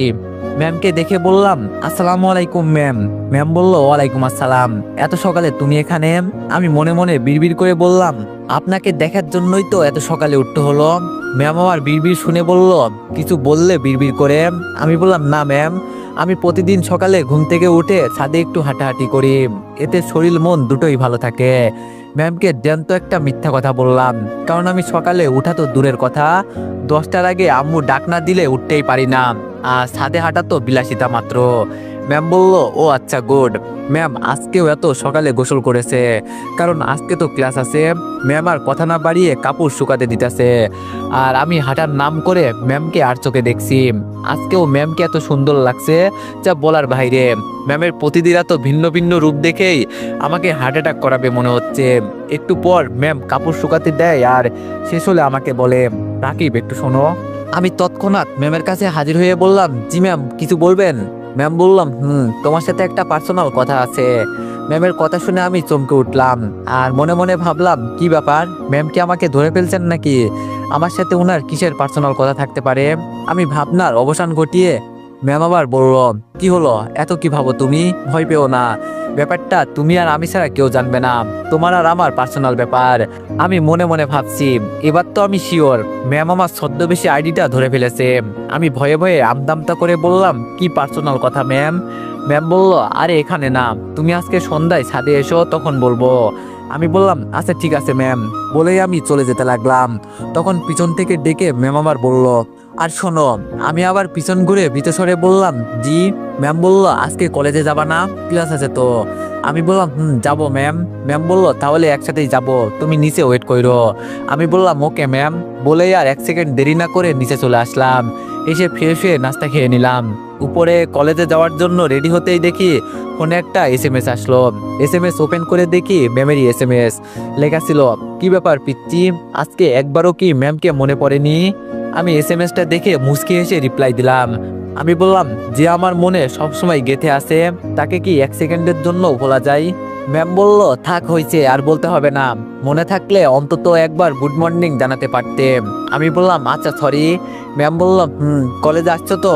আমি বললাম, ম্যাম। ম্যাম বলল, ওকে বাই। আমি বললাম, বাই ম্যাম। বলেই ফোন রেখে রেডি হয়ে নিচে ম্যামের জন্য অপেক্ষা করতে লাগলাম। একটু পরেই দেখি ম্যাম আজকে নীল শাড়ি পরে আমার দিকে আসছে। চোখ যেন আমার ওখানেই থমকে গেছে। কখন যে ম্যাম আমার কাছে চলে আসছে আমি টেরই পাইনি। ম্যাম এসে আমাকে বলল, এখন চলো। কিন্তু আমি ম্যামের কথা শুনতেই পেলাম না, আমার ধ্যানে শুধু ম্যামই আছে। ম্যাম আবার বলল, রাকিব চলো।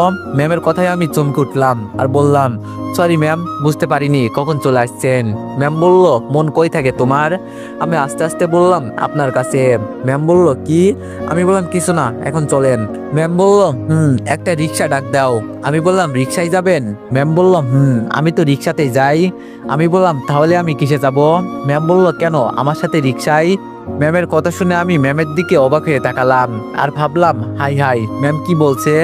আমি আর উনি নাকি একই রিক্সায় যাব? এবার তো 100% শিওর যে ম্যাম বুঝতে পারছে আমি উনার ছদ্মকবি। আমার ভাবনা ছেদ ঘটিয়ে ম্যাম আবার বললেন, এরকম হাঁ করে দাঁড়িয়ে না থেকে রিক্সা ডাক দাও, ক্লাস মিস হয়ে যাবে। আমি বললাম, জি ম্যাম ডাকছি। বলেই আমি পাশে থাকা একটা রিক্সাকে ডাক দিলাম। রিক্সা কাছে আসতেই আগে ম্যাম উঠে বসলেন, তারপর আমাকে বললেন, উঠে বসো। আমি বললাম, জি আচ্ছা। বলে আমিও রিক্সায় উঠে পড়লাম। আমি নিজের ভাষায় হারিয়ে ফেলেছি, মনে মনে অনেক খুশি হয়েছি। ঠিকভাবে মনে মনে লুঙ্গি ডান্সও দিতে পারছি না, কারণ ম্যাম বুঝে যাবে। আজ তো মেঘনা চাইতেই বৃষ্টি। আজকে আমি ম্যামের কত কাছে, তাও পাশাপাশি বসে, গায়ের সাথে গা ঠেকে। অবশ্য আমার গা ঠেকতেই আমি আবার দূরে সরে বসছি। আমার এরকম করা দেখে ম্যাম বলে উঠলো, এভাবে বসছো কেন, পড়ে যাবে, এগিয়ে এসে বসো। আমি বললাম, না ম্যাম, এখানেই ঠিক আছি। ম্যাম বলল, বলছি না এগিয়ে এসে বসো।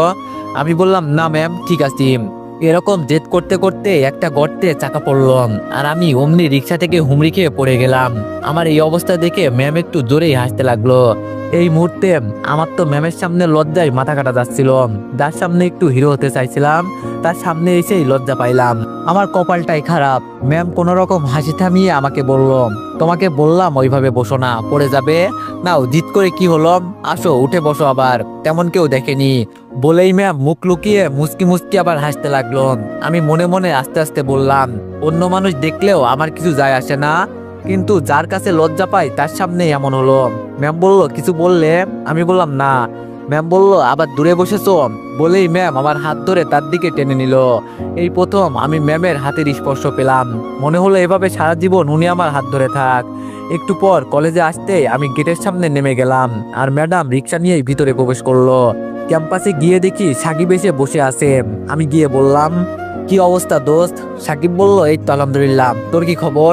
আমি বললাম, এই তো বিন্দাস। সাকিব বলল, খুব খুশি মনে হচ্ছে, ঘটনা কি মামা? তারপর সাকিবকে সব ঘটনা খুলে বললাম। সব শুনে সাকিব বলল, পুলিশ কি মামা, তোর তো কপাল খুলে গেছে। আমি বললাম, আমার কেন জানি ভয় লাগছে, সন্ধ্যায় ম্যাম ডাকছে, হয়তো ধরতে পারছে। সাকিব বলল, ধরা তো একদিন পড়তেই হবে, তাই ভয় করে লাভ নেই, সাহস করে যাস। আমি বললাম, এখন ক্লাসে চল। ক্লাসে এসেই ফার্স্ট ক্লাস আজকে নিলয় স্যারের। কোনো রকম স্যারের বোরিং ক্লাস 45 মিনিট কাটিয়ে দিলাম। পরের ক্লাস পরি ম্যামের। ম্যাম ক্লাসে এসেই আগে আশেপাশে তাকাতে লাগলেন, তাই আমিও নিজের ফোন বের করে ম্যামকে SMS করলাম। আমি বললাম, আজকে নীলপরীকে অনেক সুন্দর লাগছে, মনে হচ্ছে ক্লাস বাদ দিয়ে সারাক্ষণ দেখতে থাকি। লিখেই ফোন আবার পকেটে ঢুকালাম। দেখি ম্যাম আশেপাশে তাকাচ্ছেন, কিন্তু কেন জানি ওই মুহূর্তে আমার হাসি চলে আসছে। সিরিয়াস মুহূর্তে আমার কেন জানি হাসি চলে আসে, না জানি এর জন্য কবে গণধোলাই খাই। যাই হোক, ম্যাম তার রিপ্লাই করলো, থ্যাংক ইউ সো মাচ, আজকে মূলত তোমার জন্যই এই নীল শাড়ি পরা। দেখা হয়ে গেছে তোমার, আর কোনো দুষ্টামি না, এখন ক্লাসে মনোযোগ দাও। SMS-টা দেখে কোনো রিপ্লাই না দিয়ে আমি ক্লাসে মনোযোগ দিলাম। ক্লাস করে এখন ক্যাম্পাসে বসে আছি। ভাবলাম ম্যামকে একটু ডিস্টার্ব করি, তাই ফোন বের করে আবার SMS করলাম, হ্যালো নীলপরি, কি করছেন? কিছুক্ষণ অপেক্ষা করার পর ম্যাম জবাব দিল, অফিস রুমে বসে আছি, তুমি কই? আমি বললাম, কেন বলবো, আপনারই তো খুঁজে বের করার কথা। ম্যাম বলল, হিংস তো দাও। একটু স্মার্ট হওয়ার জন্য ম্যামকে বললাম, হিংস পরে দেওয়া যাবে, আগে এটা বলেন, আপনি যে ছেলের সাথে রিক্সায় আসলেন ওইটা কে ছিল? ম্যাম বলল, এই তুমি এইটা কোথায় দেখছো? দিলাম ম্যামকে একটু কনফিউশনে ফেলে, হি। তারপর আমি ম্যামকে বললাম, যেখানেই দেখি আগে বলেন ছেলেটাকে। ম্যাম বলল, আমার বাড়িওয়ালার ছেলে, সেও তোমার সাথে পড়ে। আমি বললাম, ভালো, তবে ওই বাড়িওয়ালা ছেলে পর্যন্তই যেন থাকে। ম্যাম বলল, মনে হচ্ছে শাসন করছো। আমি বললাম, ধরে নিও ওইটাই। এইদিকে আমি মনে মনে হাসি চেপে রাখতে পারছি না। আমার এই অবস্থা দেখে সাকিব বলল, কিরে মামা, তুই একা একা হাসছিস কেন, কি হয়েছে? আমি বললাম, SMS গুলো পড়। তারপর দুইজনে একসাথে হেসে উঠলাম। সাকিব বলল, তুই তো সেই জিনিয়াস মামা, নিজেই আসছিস ম্যামের সাথে, আবার নিজেই বলছিস ছেলেটাকে। আমি বললাম, বেশি দাঁত বের করিস না, সব পড়ে যাবে, এখন বাসায় চল। সাকিব বলল, কেন, তুই ম্যামের সাথে যাবি না? আমি বললাম, ম্যাম কিছুই বলেনি, তাই একাই যাব। সাকিব বলল, ওকে বাই দোস্ত, কাল কলেজে দেখা হবে। আমি বললাম, ওকে বাই। বলেই আমরা যে যার মতো বাসায় চলে আসলাম। বাসায় এসে ফ্রেশ হয়ে নিলাম। তারপর খাওয়া দাওয়া করে রুমে বসে আছি। ফোন চালাইতে ইচ্ছে করছে না, তাই ঘুমানোর প্রয়োজন, তাই শুয়ে পড়লাম। কখন ঘুম ধরছে জানি না। ঘুম থেকে উঠে দেখি সন্ধ্যা 7টা বেজে গেছে। তখনই মনে হলো ম্যাম তো দেখা করতে বলেছে, কি একটা পার্সোনাল কথা বলবে। তাই আর দেরি না করে ফ্রেশ হয়ে নিলাম। তারপর ফোন হাতে নিয়ে তাড়াতাড়ি করে ছাদে চলে আসলাম। ততক্ষণে অন্ধকার নেমে এসেছে, শহরের বাতিগুলো জ্বলে উঠেছে। বাতিগুলো মনে হচ্ছে পুরো শহরকে জাগিয়ে রাখছে। এরকম পরিবেশ দেখে মনটাই অনেক ভালো হয়ে গেল। কিন্তু ম্যাম এখনো আসছে না কেন? উনি তো বললো সন্ধ্যায় দেখা করবে। ফোনে তাকিয়ে দেখি 7টা 23 বাজে। তাহলে ম্যাম কি এসে আমাকে না পেয়ে আবার ফিরে গেছে? আমি কি ম্যামদের বাসায় যাব? কিছুক্ষণ ভেবে ঠিক করলাম যাব। তাই সিঁড়ি বেয়ে নেমে ওনাদের দরজার সামনে দাঁড়িয়ে আছি। কলিং বেল দিতেই হাত কাঁপছে। যদি বলে কেন এসেছো, তাহলে এত ভেবে লাভ নেই, যা হবার হবে। বুকে 2 কেজি সাহস নিয়ে কলিং বেল চাপ দিয়েই ফেললাম। কিছুক্ষণ পর একজন ভদ্র মহিলা এসে দরজা খুলে দিল। দেখে ম্যামের আম্মুই মনে হলো, তাই বললাম আসসালামু আলাইকুম আন্টি। আন্টি বলল ওয়ালাইকুম আসসালাম। তুমি খলিল ভাইজান, আমার আব্বু এর ছেলে তাই না? আমি বললাম জি আন্টি। আন্টি বলল আসো বাবা, ভিতরে আসো। তোমার আব্বুকে খুব ভালো মতোই চিনি, উনি অত্যন্ত ভালো মানুষ, আমাদের অনেক উপকার করেছেন। আমি বললাম না আন্টি, ভিতরে যাব না, ম্যাম আছে। আন্টি বলল কে, পড়ি? আমি বললাম জি আন্টি। আন্টি বলল আছে, তুমি ওর রুমে যাও। আমি বললাম না আন্টি, আজকে ভিতরে যাব না, আপনি ম্যামকে ডেকে দেন। আন্টি বলল আরে আসো তো ভিতরে। বলে আন্টি আমার হাত ধরে ভিতরে নিয়ে গেল। তারপর বলল তুমি ওই রুমে যাও, ওখানে পড়ি আছে, আমি তোমার জন্য নাস্তার ব্যবস্থা করি। আমি ম্যামের রুমে যেতে লাগলাম। দরজার সামনে যেতেই মনে হলো একবার দরজায় টোকা দেওয়া উচিত। তাই কোনো চিন্তা ভাবনা না করেই দরজায় টোকা দিলাম। ম্যাম ভিতর থেকে বলল আরে নক দেওয়ার কি আছে, ভিতরে আসো। তাই আমি সরাসরি নায়ক স্টাইলে রুমে এন্ট্রি নিলাম। কিন্তু একেবারেও নায়কগিরি ফলাতে পারলাম না। রুমে ঢুকতে চোখ আমার কপালে উঠলো, কারণ ম্যাম শাড়ি পরছে, পুরোটা পরা হয়নি, অর্ধেক পরে বসে আছে। কোমল হাত দিয়ে আঁচলের ভাঁজ ঠিক করছিল। চুলগুলো খোলা এলোমেলো ভাবে কাঁধের উপরে পড়ে আছে। ও যেন কোনো কবিতার অবিনষ্ট ছন্দ। ম্যাম নিচু হয়ে শাড়ির ভাঁজ ধরে আছে। উনি এখনো আমাকে লক্ষ্য করেননি। ম্যামের শাড়ির আঁচল পড়ে আছে, আর স্পষ্ট তার নাভি বোঝা যাচ্ছে, যেন আমাকে আকর্ষণ করছে। সেই মুহূর্ত আমার নিঃশ্বাস থমকে গেল। মুহূর্তটা এতটাই সুন্দর, এতটাই হৃদয় কাঁপানো ছিল যে আমি কথা বলতে ভুলে গিয়েছিলাম। একটু পর ম্যামই বললেন আম্মু ওখানে দাঁড়িয়ে না থেকে আমার শাড়ির কুচিটা ধরো, আমি একা পারছি না ঠিক করতে। ম্যামের কথায় আমার জ্ঞান ফিরলো। তাই আমি বললাম ম্যাম আমি রাকিব। ম্যাম আমার কণ্ঠ শোনার সাথে সাথে উপর দিকে তাকালো, আর চোখ বড় বড় করে সাথে সাথে চিৎকার দিয়ে উঠলো। ম্যামের চিৎকার শুনে কি করব বুঝতে পারছি না, তাই আমিও চিৎকার দিলাম। তারপর আমি বললাম আরে ম্যাম চেঁচানোর আগে আসলটা তো তুলুন, তারপর চেঁচান। বলে আর এক মুহূর্ত দেরি না করে চোখ বন্ধ করে সেখান থেকে বেরিয়ে আসলাম। ম্যামের চিৎকার শুনে আন্টি কিচেন রুম থেকে দৌড়ে আসছে। আমাকে দেখে আন্টি বলল ওর কি হয়েছে বাবা, ও চিৎকার দিল কেন? আমি কি বলবো এখন ভেবে পাচ্ছি না। তাই বললাম ম্যাম আরশোলা দেখে চিৎকার দিয়েছে। আন্টি বলল এই মেয়েকে নিয়ে আমি কি করি বাবা, ছোট্ট একটা আরশোলাকে এত ভয় পেলে চলে? আমি ভাবলাম কি নাকি। বলে আন্টি আবার কিচেন রুমে যেতে লাগলো। আমাকে বের হয়ে যেতে দেখে উনি আবার বলল তুমি চলে যাচ্ছ কেন বাবা, কিছু খেয়ে যাও। আমি বললাম না আন্টি আজ খাবো না, অন্যদিন এসে খাবো। মনে মনে বললাম যেই জিনিস দেখলাম এমনিতেই পেট ভরে গেছে। তারপর তাড়াতাড়ি করে আবার ছাদে চলে আসলাম। আমি এখনো মনে হয় সেই সময়টাতে আটকে আছি, আমার নেশাই কাটছে না। ভাবছি রুমে চলে যাব, তাই পিছন ঘুরতে কারো আসার শব্দ শুনতে পেলাম। তাই আর গেলাম না। একটু পর দেখলাম ম্যাম আসলো। এসে আমাকে বলল এই ছেলে তোমাকে এরকম আমার রুমে ঢোকার পারমিশন কে দিয়েছে? আমি বললাম এমা আপনিই তো দিলেন, দরজা তো নক করছি। ম্যাম বলল আমি তো ভাবছি আমার আম্মু। আমি বললাম সেটা তো আমার দোষ না, আমি কেমনে জানবো আপনি আন্টিকে ভাবছেন? ম্যাম বলল আচ্ছা তুমি তো কিছু দেখোনি তাই না? আমি এখন কি করে বলবো, অনেক কিছুই দেখেছি। ম্যাম আবার বলল কি হলো চুপ করে আছো কেন? আমি বললাম কিছুই দেখিনি। ম্যাম বলল সত্যি? আমি বললাম সত্যি। ম্যাম বলল তুমি আমাকে খুঁজতে বাসায় গেছো কেন? আমি বললাম বারে আপনিই তো বলছিলেন সকালে সন্ধ্যায় কি যেন এক পার্সোনাল কথা বলবেন, সেজন্যই তো ছাদে যেন উপস্থিত থাকি। আমি এসে দেখি আপনি নেই, তাই ভাবলাম আপনি হয়তো এসে চলে গেছেন, তাই গিয়েছিলাম। ম্যাম বলল বুঝলাম। আমি বললাম তো কি পার্সোনাল কথা বলবেন? ম্যাম বলল হ্যাঁ তোমাকে যেটার জন্য ডেকেছিলাম সেটা বুঝলাম। আমি বললাম তো কি পার্সোনাল কথা বলবেন?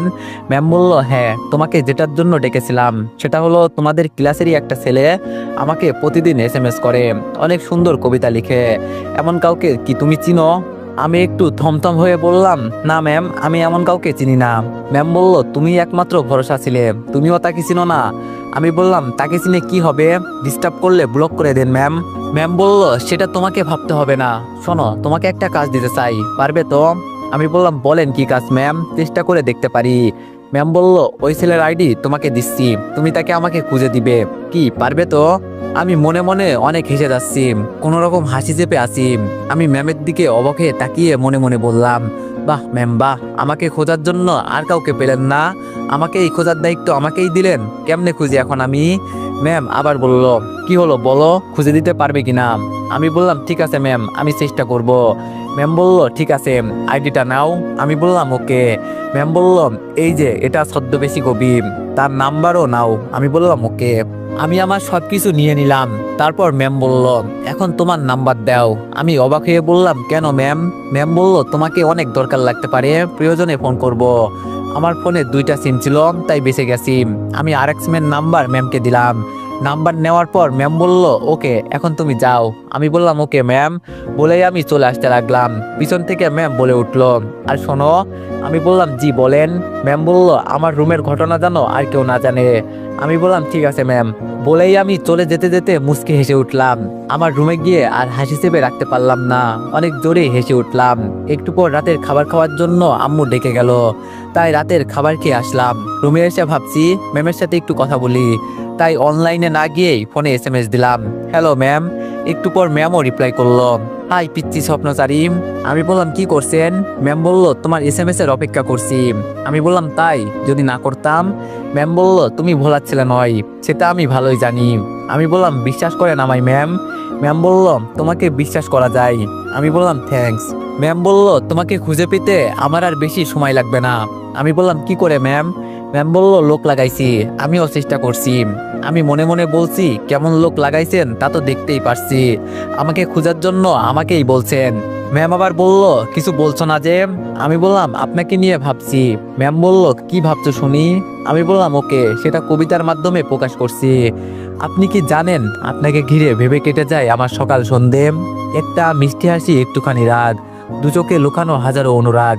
আপনি হেঁটে গেলে বাতাসও থমকে দাঁড়ায়, আপনার নামে আমার কবিতা সাজাই। ক্লাসে পড়ান অথচ হৃদয় চুরি করেন, কি অদ্ভুত আপনি, না চাইলেও প্রেম জাগান। আপনার চোখে লুকানো এক গোপন গল্প আমি পড়তে চাই প্রতিদিন একটু একটু করে। আপনি যেখানেই থাকেন আমি থাকি পাশে, আপনিই তো আকাশ, আমি শুধু চাঁদের ভাষা। আপনার নামটা মনে পড়লেই গালে হাসি, আলোর মতো আপনি আমার সব আধারে ভাসি। আপনি জানেন না আমি কিভাবে ভালোবাসি, তবুও হৃদয় বলে আপনি আমার চিরচেনা মধুর চাহনি। সাথে সাথেই ম্যাম হার্ড ইমোজি পাঠিয়ে দিলেন, আরও লিখলেন, আচ্ছা তুমি কি কবিতা লেখো নাকি জাদু করো বলো তো? আমি বললাম, কেন ম্যাম? অনেক হচ্ছে সবচেয়ে বিশ্বস্ত বুকমেকার, PhD এবং সিরিয়া এই অ্যাপের অফিসিয়াল পার্টনার। এই অ্যাপে আপনি cricket, football, tennis live match দেখে এবং তাদের ভবিষ্যৎবাণী করে সহজেই অর্থ উপার্জন করতে পারবেন। সেই সাথে BMW গাড়ি, আইফোন, ল্যাপটপ এবং আরো অনেক নগদ পুরস্কার জেতারও সুযোগ রয়েছে। এই অ্যাপটিতে আপনি ক্র্যাশ ক্রিস্টাল 21 ইত্যাদি গেম খেলে সহজেই আয় করতে পারবেন। আপনি বিকাশ, নগদ, রকেট, ব্যাংক, ক্রিপ্টো, পেপাল এবং অন্যান্য সহজ পদ্ধতির মাধ্যমে সহজেই আপনার জেতা টাকা তুলতে পারবেন। এখানে আপনি 24 ঘন্টা 7 দিন গ্রাহক সহায়তা পাবেন। তাই এখনই গুগলে অনেক সার্চ করে প্রথম ওয়েবসাইটে গিয়ে রেজিস্ট্রেশন করুন। আর হ্যাঁ, রেজিস্ট্রেশনের সময় আমার প্রোমো কোড VOTO7 ব্যবহার করে প্রথমবার ডিপোজিটে 20,000 টাকা পর্যন্ত পান। ম্যাম বলল, তোমার শব্দগুলো আমার মনে নরম কাঁপন তোলে। কখন যে তুমি আমার এক অভ্যাস হয়ে গেছো নিজেও জানি না। তোমার প্রতিটা লাইন আমাকে ছুঁয়ে যায়, যেন তুমি আমার মনটা পড়ে ফেলো নিঃশব্দে। তোমার কবিতা পড়ে আজ রাতে ঘুম আসবে কিনা জানি না, তবে মনে হবে তুমি পাশে বসে আমার মনের দরজায় নক করছো। আমি বললাম, আচ্ছা ম্যাম, একটা কথা বলি। ম্যাম বলল, অনুমতি নিতে হবে না, তুমি যেটাই বলো শুধু শুনতেই ইচ্ছা করে। আমি বললাম, ওকে। আপনি কি রাতে ঘুমান না? ম্যাম বলল, কেন বলো তো? আমি বললাম, মনে হয় ঘুমান না। ম্যাম বলল, না ঘুমাই তো। আমি বললাম, ঘুমালে প্রতিদিন আপনি আমার স্বপ্নে কি করেন? ম্যাম বলল, তুমি আসলে একটা দুষ্টু পিচ্চি। আমি একটু হাসি দিলাম। এরকম ভাবে আরো কিছুক্ষণ ম্যামের সাথে দুষ্টু মিষ্টি ফাজলামি করলাম, তারপর ঘুমিয়ে পড়লাম। সকালে ঘুম থেকে উঠলাম ঠিকই, কিন্তু কলেজে যেতে ভালো লাগলো না, তাই কলেজে গেলাম না। রুমে শুয়েই আছি, তবুও ভালো লাগছে না, তাই নিচে ড্রয়িং রুমে গিয়ে টিভি দেখছিলাম। হঠাৎ দরজায় কে জানি কলিং বেল বাজালো। আম্মু কিচেন রুম থেকে বলল, রাকিব দেখ তো কি আসলো এই সময়। আমি বললাম ওকে আম্মু। তাই উঠে দরজা খুলে দিলাম। দরজা খুলে দেখি উপরতলার আঙ্কেল, মানে পরিমেমের আব্বু। তাই আমি বললাম, আসসালামু আলাইকুম আঙ্কেল। আঙ্কেল বলল, ওয়ালাইকুম আসসালাম, কেমন আছো বাবা? আমি বললাম, আলহামদুলিল্লাহ ভালো। আপনি কেমন আছেন আঙ্কেল? আঙ্কেল বলল, আলহামদুলিল্লাহ ভালো আছি। আমি বললাম, আঙ্কেল প্লিজ ভিতরে আসেন। আঙ্কেল বলল, তোমার আব্বু আছে? আমি বললাম, আছে আঙ্কেল, আপনি ভিতরে আসেন প্লিজ। তারপর আঙ্কেল ভিতরে আসলে আমি আবার দরজা লক করে দিলাম। আম্মু ভিতর থেকে বের হয়ে এসে বলল, কে আসছে রাকিব? তারপর আঙ্কেলকে দেখে বলল, ভাইজান কেমন আছেন? আপনি তো আসেনি না। আঙ্কেল বলল, ভালো আছি ভাবি। খলিল বাসায় আছে? আম্মু বলল, আছে ভাইজান, আপনি বসেন, আমি ডেকে দিচ্ছি। আঙ্কেল বলল, ওকে। তারপর আম্মু আব্বুকে ডাকতে গেলেন আর আমি আঙ্কেলের কাছে বসলাম। একটু পর আঙ্কেল বললেন, তা তুমি এখন কি করছো বাবা? আমি বললাম, অনার্স ফার্স্ট ইয়ারে পড়ি আঙ্কেল। আঙ্কেল বলল, মাশাল্লাহ, আমাদের ছেলেটাও দেখতে দেখতে বড় হয়ে গেল। বলতে বলতে আব্বুর আগমন। আব্বু এসেই বলল, কিরে, এ তো দেখছি গরিবের ঘরে হাতির পাম। আঙ্কেল বলল, দেখ ঢং নাটক করবি না, কে গরিব আর কে ধনী সেটা তো বোঝাই যাচ্ছে। বড় লোক হলে তোর বাসায় আমি না, আমার বাসায় তুই থাকতি। তখন আম্মুর চা নিয়ে আগমন। চা দিতে দিতে বললাম, আপনার বন্ধু তো ঠিক কথাই বলছে ভাইজান। ঢাকা থেকে আমরা আসার পর আমাদের তো একেবারে ভুলেই গেছেন, আর মনে করেননি, আর আপনজনও ভাবেননি। কারণ আপন ভাবলে কি আর অন্য বাসায় গিয়ে উঠতেন? আঙ্কেল বলল, না ভাবি, আমি আপনাদের সাথে কখনো পারিনি আর পারবো না। আমি শুধু ওনাদের আড্ডাটা দেখছিলাম। তারপর আঙ্কেল বলে উঠলো, শোন বন্ধু, যে কাজে এসেছি। আব্বু বলল, বল। আঙ্কেল বলল, আগামী সোমবার আমার মেয়ে পরীর জন্মদিন, তোদের ফ্যামিলি সহ দাওয়াত রইলো, তোর মেয়েকে দোয়া দিয়ে আসবি। আব্বু বলল, কি বলিস? আমার মেয়ের জন্মদিন আর আমি যাব না? এটা তো হতে পারে না, আমরা সবাই অবশ্যই যাব।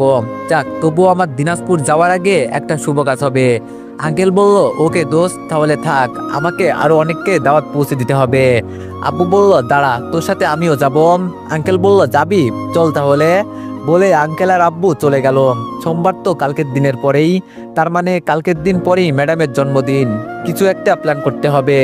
দুপুরে খেয়ে একটু ঘুমিয়ে নিলাম। সন্ধ্যায় ছাদে হাঁটাহাঁটি করছি আর ভাবছি ম্যামের জন্য জন্মদিনে কি প্ল্যান করা যায়। তখনই দেখলাম ম্যাম ছাদেই আসছে। কাছে আসতেই বললাম, আসসালামু আলাইকুম ম্যাম। ম্যাম বলল, ওয়ালাইকুম আসসালাম, কি করো এখানে?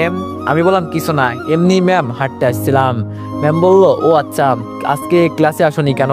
আমি বললাম, এমনিতেই ভালো লাগছিল না তাই। ম্যাম বলল, ও আচ্ছা।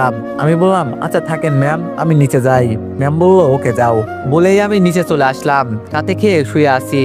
হঠাৎ সারপ্রাইজটার কথা মাথায় আসলো। তাই আজকে আর ম্যামের সাথে কথা বললাম না। রাতে তাড়াতাড়ি ঘুমিয়ে পড়লাম। খুব সকালে ঘুম থেকে উঠে নামাজ আদায় করে নিলাম। ফোনটাও সুইচ অফ করে রাখলাম। তারপর ক্লাসের আগেই কলেজে চলে গেলাম। সাকিবকেও আগেই আসতে বলেছি। সাকিবও যথাসময়ে চলে এসেছে। এসে আমাকে বলল, বল দোস্ত, এত জরুরি তলব কিসের? আমি বললাম, শোন, কালকে ম্যামের জন্মদিন, তো আমি একটা সারপ্রাইজ দিব ভাবছি। সাকিব বলল, বল কি সারপ্রাইজ? আমি বললাম, তোর হেল্প লাগবে। সাকিব বলল, আরে বল না, কি করতে হবে? তারপর আমি সাকিবকে বলে দিলাম কিভাবে জন্মদিনে সারপ্রাইজ দিব। সব শুনে সাকিব বলল, অনেক ভালো হবে, আর অনেক সময়ের ব্যাপার, সাথে কিছু লোককেও ম্যানেজ করতে হবে। আমি বললাম, সেজন্যই তো তোকে ডেকেছি, তুই সব ম্যানেজ করবি। আর আজকে আমরা ক্লাসে যাব না, তোকে আমিও হেল্প করব। সাকিব বলল, ওকে চল তাহলে কাজে লেগে পড়ি। আমি বললাম, ওকে চল। তারপর ক্লাস শেষ হয়ে গেল। সবাই কলেজ থেকে চলেও গেল। আমি আর সাকিব সারপ্রাইজ রেডি করতে করতে বিকাল গড়িয়ে সন্ধ্যা নামার উপক্রম হলো। সব রেডি করে সাকিবকে কিছু খাইয়ে ওকে ধন্যবাদ দিয়ে বাসায় চলে আসলাম। বাসায় এসে দেখি পুরো বাসাটা সাজানো হয়েছে ম্যাডামের জন্মদিন উপলক্ষে। তার মানে আঙ্কেল অনেক ধুমধাম করেই ওনার জন্মদিন পালন করে। রাতে মরিচবাতির আলোতে আমাদের বাসাটা অনেক চমকাচ্ছে। বাসায় ঢুকতেই আম্মু বলে উঠলো, কিরে সারাদিন কইছিলি? তোর আব্বু তো তোকে অনেকবার ফোন করেছে। আমি বললাম, সরি আম্মু, ফোন বাসায় রেখে গিয়েছিলাম। আম্মু বলল, যা তাড়াতাড়ি ফ্রেশ হয়ে নে। আমি বললাম, ওকে আম্মু। বলেই আমিও আমার রুমে এসে ফ্রেশ হয়ে নিলাম। সারাদিন কিছু খাইনি, রেস্টুরেন্টে শুধু সাকিবকেই খাওয়াইছি, তাই আমি রাতের খাবার আগেই খেয়ে নিলাম। রুমে গিয়ে ফোনের কথা মনে হতেই ফোনটা সুইচ অন করলাম। অন করার সাথে সাথেই দেখি ম্যামের আনলিমিটেড মেসেজ আর অনেক কয়টা মিস কল। তাই দেরি না করে আমিও SMS লিখলাম। আমি বললাম, হ্যালো ম্যাম। ম্যাম কোনো রিপ্লাই দিল না, হয়তো জন্মদিনের অনুষ্ঠান নিয়ে বিজি আছে। তাই ছাদে চলে গেলাম। গিয়ে দেখি অনেক সুন্দর ডেকোরেশন করে সাজাইছে। সাইডে সাউন্ড বক্স বাজাচ্ছে, বাচ্চারা দৌড়াদৌড়ি করছে, হয়তো ম্যামেরই কোনো আত্মীয় স্বজন হবে। ম্যাম দেখি উদাস মনে দোলনায় বসে আছে। আমি আর ম্যামের কাছে গেলাম না, আমিও তার উল্টো দিকে রেলিং ধরে দাঁড়িয়ে আছি। হঠাৎ দেখি SMS আসার টুম করে শব্দ হলো। ফোন বের করে দেখি ম্যামই SMS দিয়েছে। ম্যাম লিখছে, আচ্ছা তুমি মাঝে মাঝে এরকম না বলে হারিয়ে যাও কেন? আজকে তো একবারও আমার খোঁজ নিলে না। আমি বললাম সরি ম্যাম, একটু বিজি ছিলাম, তবুও সেটা আপনার জন্যই। ম্যাম বলল আমার জন্য মানে? আমি বললাম সেটা না হয় পরেই জানেন। ম্যাম বলল কি করো? আমি বললাম আপনাকে দেখছি। ম্যাম আশেপাশে দেখি তাকাচ্ছে, তাই আমি আবার বললাম আপনি নিশ্চয়ই আশেপাশে তাকাচ্ছেন আমাকে দেখার জন্য। ম্যাম বলল তুমি কেমনে জানলে? আমি বললাম আপনি সবাইকে পড়াইতে পারেন আর আমি আপনাকে পড়তে পারি। ম্যাম বলল তুমি সব কথা এত রহস্য করো কেন? আমি বললাম আমি রহস্য থাকতেই ভালোবাসি। ম্যাম বলল তুমি সারাদিন আমার সাথে কথা বলোনি, তাই আজকে অনেকক্ষণ আমার সাথে কথা বলবে। আমি বললাম ঠিক আছে, কিন্তু আমার মনে হচ্ছে আপনার মন খারাপ, আর কিছু খানোনি। ম্যাম বলল আজকে সারাদিন কিছু খাইনি। আমি বললাম কেন?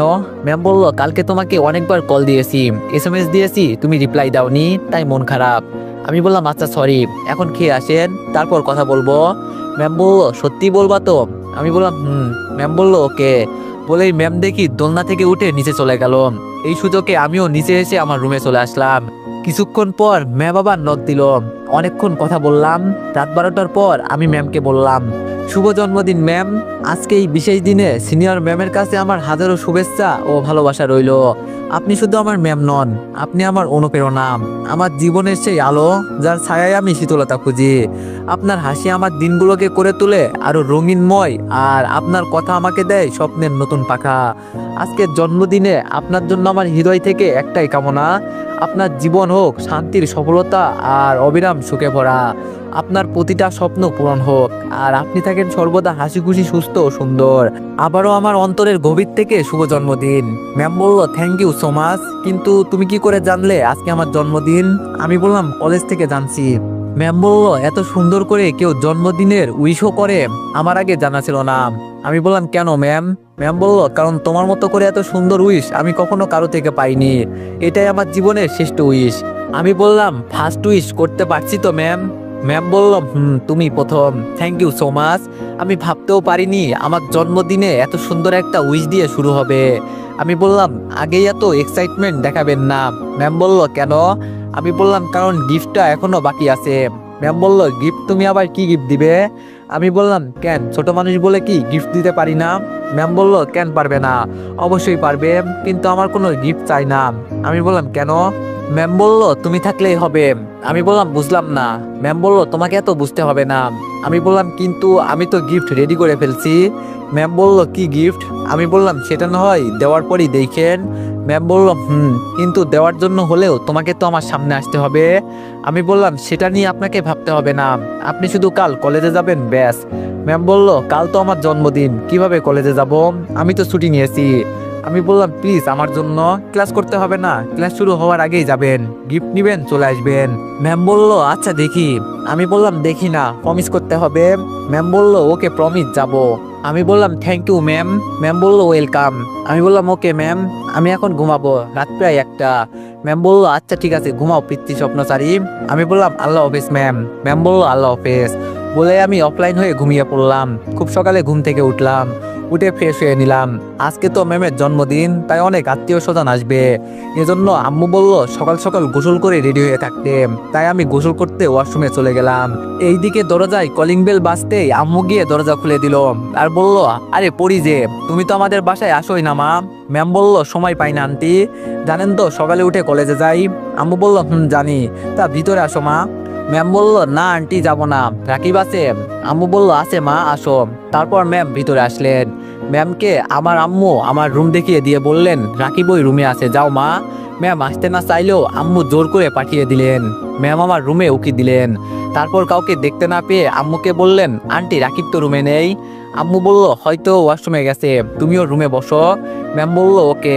আর এইদিকে আমি মজা করে গোসল করতেছি। আর 5 মিনিট পর টাওয়াল পরে শাহরুখ খানের কুসকুস হোতা হে গান বলতে বলতে বের হলাম। কিন্তু সামনে ম্যামকে দেখেই চোখ আমার কপালে উঠলো। তখন আর পুরো গান বের হলো না, ম্যামকে দেখেই মুখ থেকে বের হয়ে আসছে শুধু কুসকুস কুকু। ম্যাম আমাকে দেখা মাত্রই চিৎকার দিল আমি দৌড়ে গিয়ে ম্যামের মুখ চেপে ধরলাম আর চেপে ধরা অবস্থায় বললাম, আরে ম্যাম কি করছেন, এটা আমার রুম, আম্মু উল্টাপাল্টা ভাববে, চুপ করেন প্লিজ, আমি মুখ ছেড়ে দিচ্ছি। বলেই আমি মুখ ছেড়ে দিলাম। তখন ম্যাম শ্বাস নিতে লাগলো আর হাঁপাতে হাঁপাতে বলল, তুমি প্লিজ চেঞ্জ করে আসো। আমি বললাম, ও হ্যাঁ। বলেই আমি ওয়ার্ড্রপ থেকে কাপড় নিয়ে আবার ওয়াশরুমে গিয়ে দরজা লাগিয়ে দিলাম। আর মনে মনে ভাবলাম, আচ্ছা ম্যাম আমার রুমে কি করে, আবার কোনো সন্দেহ করলো না তো? সে যাই করুক, আবার আমার মান সম্মান ফ্রিতে নিলাম হয়ে গেল, ধুর। তারপর প্যান্ট আর গায়ে গেঞ্জি পরে ওয়াশরুম থেকে বেরিয়ে এলাম। এখনো আমার অনেক লজ্জা লাগতেছে। কিছুক্ষণ পর আমি ম্যামকে বললাম, ম্যাম এত সকালে আপনি আমার রুমে? ম্যাম বলল, তোমার কাছে একটা কাজ আছে। আমি বললাম, কি কাজ ম্যাম? ম্যাম বলল, আমার সাথে একটু কলেজে যেতে হবে। আমি বললাম, কি বলেন, এখন? ম্যাম বলল, এখনই, চলো যাবো আর আসবো। আমি বললাম, তা না হয় যাবো, কিন্তু কেন যাবেন? ম্যাম বলল, আরে তোমাকে সেই দিন বললাম না, একটা ছেলে আমাকে মেসেজ করে তোমাদের ব্যাচের, সে কেমনে জানি জানতে পারছে আজকে আমার বার্থডে, তাই কলেজে গিফট দিবে। আমি বললাম, ও আচ্ছা, না জানার ভান করে। ম্যাম বলল, চলো। আমি বললাম, ওকে ম্যাম চলেন। ফোনটা সুইচ অফ করলাম। তারপর ম্যামের সাথে বের হলাম, একটা রিক্সা নিলাম। আজকে আর ওই ভুলটা করলাম না, ম্যামের একটু কাছাকাছি বসলাম। সকালটা আমার এভাবে শুরু হবে ভাবতে পারিনি। পরক্ষণেই আবার ওয়াশরুমের কথা মনে হলো, তাই আমি ম্যামকে বললাম, ম্যাম। ম্যাম বলল, বলো। আমি বললাম, আপনি আমার রুমে তখন কিছু দেখেননি তো, তাই না? ম্যাম বলল, সত্যি বলবো? আমি বললাম, অবশ্যই। ম্যাম বলল, সত্যি বলতে আমি সবকিছুই দেখে ফেলেছি। বলেই ম্যাম অট্ট হাসিতে মেতে উঠলেন। আমি মাথায় হাত দিয়ে বললাম, হাই হাই, এখন আমায় কি হবে? আমাকে কে বিয়ে করবে? ম্যাম আমার কথা শুনে আরো বেশি হাসতে লাগলো। হাসলে যে ম্যামকে এত সুন্দর লাগে আগে জানতাম না। আবার ক্রাশ খেলাম ম্যামকে দেখে। কিছুক্ষণ পর কলেজে পৌঁছে গেলাম। ম্যাম আমাকে বলল, তুমি এখানে থাকো, আমি ভিতর থেকে একটু আসছি। আমি বললাম, ওকে ম্যাম, কিন্তু তাড়াতাড়ি আসবেন। ম্যাম বলল, ওকে। আর শোনো। আমি বললাম, কি ম্যাম? ম্যাম বলল, এখানে তুমি একটু আশেপাশে নজর দিও তো, যদি তোমার কোনো ব্যাচমেট দেখতে পাও আমাকে জানাবে। আমি একটু মুচকি হেসে উত্তর দিলাম, ওকে ম্যাম। বলেই ম্যাম চলে গেলেন ভিতরে। আমি মনে মনে বলছি, ম্যাম আমার ব্যাচমেট কেন, এখন একটা কাকপক্ষীও আসবে না। যাই হোক, ম্যাম যাওয়ার পর আমি ফোনটা সুইচ অন করলাম। অন করার সাথে সাথে আমি ম্যামকে এসএমএস দিলাম। আমি বললাম, কলেজে গেছেন ম্যাম? ম্যাম একটু পর রিপ্লাই দিলেন, আচ্ছি তো, তুমি কই? আমি বললাম, আমার চিন্তা বাদ দিন, ওখানে ওয়াচম্যান দেখতে পাবেন, তার কাছে গিয়ে বলবেন চাবি। ম্যাম বলল, ওকে। ম্যাম ওয়াচম্যানের কাছে যেতেই উনি বলে উঠলেন, আসসালামু আলাইকুম ম্যাডাম। ম্যাম বলল, ওয়ালাইকুম আসসালাম, চাবি? চাচা বলল, ও আপনি সেই, ওকে এই নেন চাবি। ম্যাম বলল, এটা আপনাকে কে দিতে বলেছে, তাকে দেখছেন? চাচা বলল, না ম্যাডাম, তার মুখ দেখিনি, মাস্ক পরা ছিল, তবে এই কলেজের ছাত্র মনে হলো। আমাকে কিছু টাকা আর এই চাবি দিয়ে বলল কাল একটা ম্যাডাম আসবে, ওকে দিয়ে দিতে। ম্যাম বলল, ওকে। তারপর ম্যাম আবার মেসেজ করলো, চাবি পাইছি। আমি বললাম, চাবি দিয়ে তালা খুলে অডিটোরিয়াম রুমে যান। ম্যাম বলল, ওকে। তারপর চাবি খুলে ম্যাম অডিটোরিয়াম রুমে প্রবেশ করলো। চারিদিকে অন্ধকার। ম্যাম এসএমএস করলো, এখানে তো অনেক অন্ধকার। আমি বললাম, ফোনের ফ্ল্যাশ চালান। তারপর ম্যাম ফ্ল্যাশ জ্বালাতে আশেপাশে অনেক ভালো করে খেয়াল করলো। তার একটু পরেই ম্যাম খেয়াল করে দেখলো স্টেজের সামনে অনেক বড় পর্দা দেওয়া। ম্যাম আবার এসএমএস করলো। ম্যাম বলল, সামনে এত বড় পর্দা কেন? আমি বললাম, পর্দা থেকে 10 হাত সামনে বেঞ্চের উপর একটা রিমোট আছে, দেখেন, ওই রিমোটে গ্রিন বাটনে ক্লিক করেন। ম্যাম আমার কথা মতো পর্দা থেকে 10 হাত সামনে এসে একটা রিমোট দেখতে পেলেন। রিমোটের গ্রিন বাটনে প্রেস করতেই অটোমেটিক্যালি লাল, নীল, সবুজ অনেক রঙের মরিচ বাতি জ্বলে উঠল এবং রুমকে বিভিন্ন রঙে আলোকিত করে তুলেছে। রুমটা বিভিন্ন ফুল দিয়ে চারিদিকে সাজানো হয়েছে। ফুলগুলো রুমটার সৌন্দর্য আরো বেশি করে ফুটিয়ে তুলছে। ম্যাম যেন অবাক হয়ে আছে। তারপর ম্যাম আবার আমাকে মেসেজ করলো, এটা কি করে হচ্ছে, এত সুন্দর কিভাবে হয়ে গেল? আমি বললাম, এখন রিমোটের পাশে রেড বাটনে ক্লিক করেন। ম্যাম বলল, ওকে। তারপর ম্যাম রেড বাটনে প্রেস করলো আর সাথে সাথে স্টেজে থাকা পর্দাটা উঠে গেল। পর্দার পিছনে যা ছিল সেটা দেখে ম্যাম অবাক হয়ে হা হয়ে তাকিয়ে আছে, কারণ পর্দার পিছনে সুন্দর করে ফুল আর বেলুন দিয়ে লাইটিং করে একটা বোর্ডে লেখা আছে, I love you senior ma'am. আমি সারা জীবন আপনার পিতৃ স্বপ্নচারী হয়ে থাকতে চাই, একটু কি ভালোবাসার সুযোগ দিবেন আমায়? ম্যাম দেখে অবাক হয়ে তাকিয়ে আছে। বোর্ডের সাইডে একটা ব্যাগ ও ঝুলানো আছে। ম্যাম পাশে গিয়ে ব্যাগটা হাতে নিল। তারপর দেখলো ব্যাগে একটা সুন্দর কালো ব্ল্যাক শাড়ি, সাথে আরো 2টা বক্সগুলো ম্যাম খুলে ফেললো। তারপর দেখলো একটাতে রেশমি কাঁচের চুড়ি, আরেকটাতে রিং, সাথে একটা চিঠিও আছে। ম্যাম চিঠি খুললো আর তাতে লেখা দেখলো, আমি আপনাকে যেই দিন প্রথম দেখি সেই দিন আপনি ব্ল্যাক শাড়ি আর রেশমি কাঁচের চুড়ি পরে এসেছিলেন। সেই দিন বলে বোঝাতে পারবো না ম্যাম, আমার ওই মুহূর্তটা কতটা ভালো লাগছে।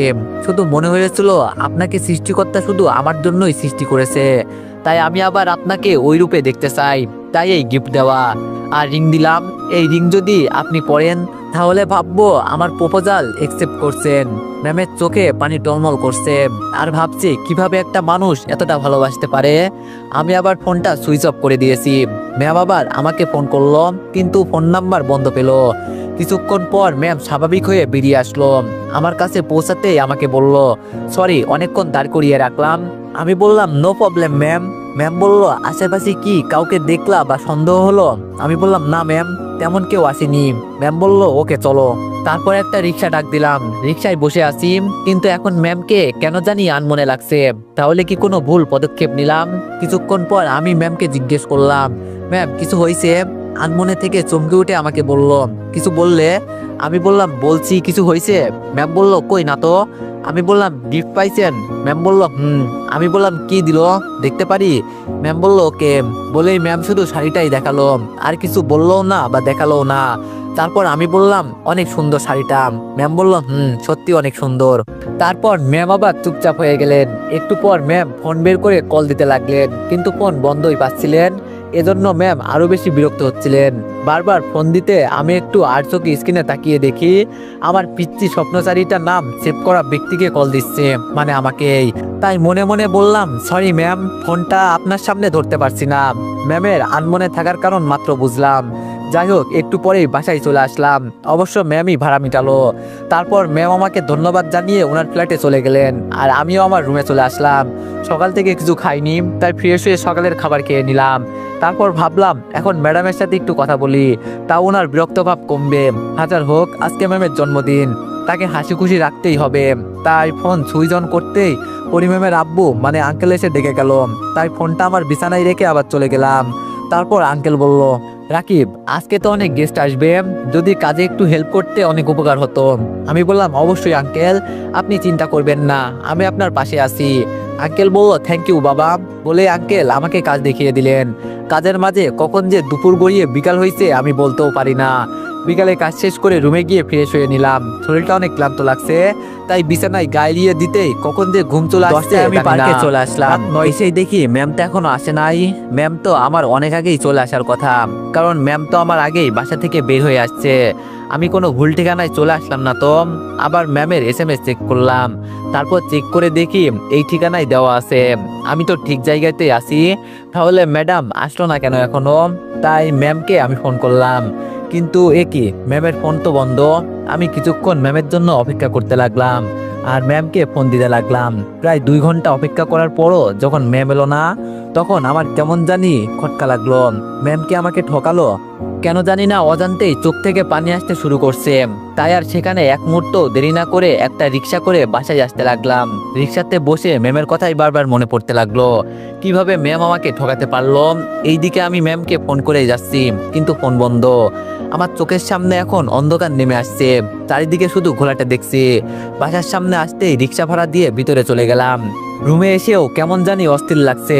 ম্যাম আমার সাথে কেন এমনটা করলো, আর সরাসরি গিয়ে জিজ্ঞাসা করব।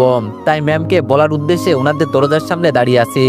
কিছুক্ষণ পর দরজায় নক করলাম, ভিতর থেকে আন্টি এসে দরজা খুলে দিল।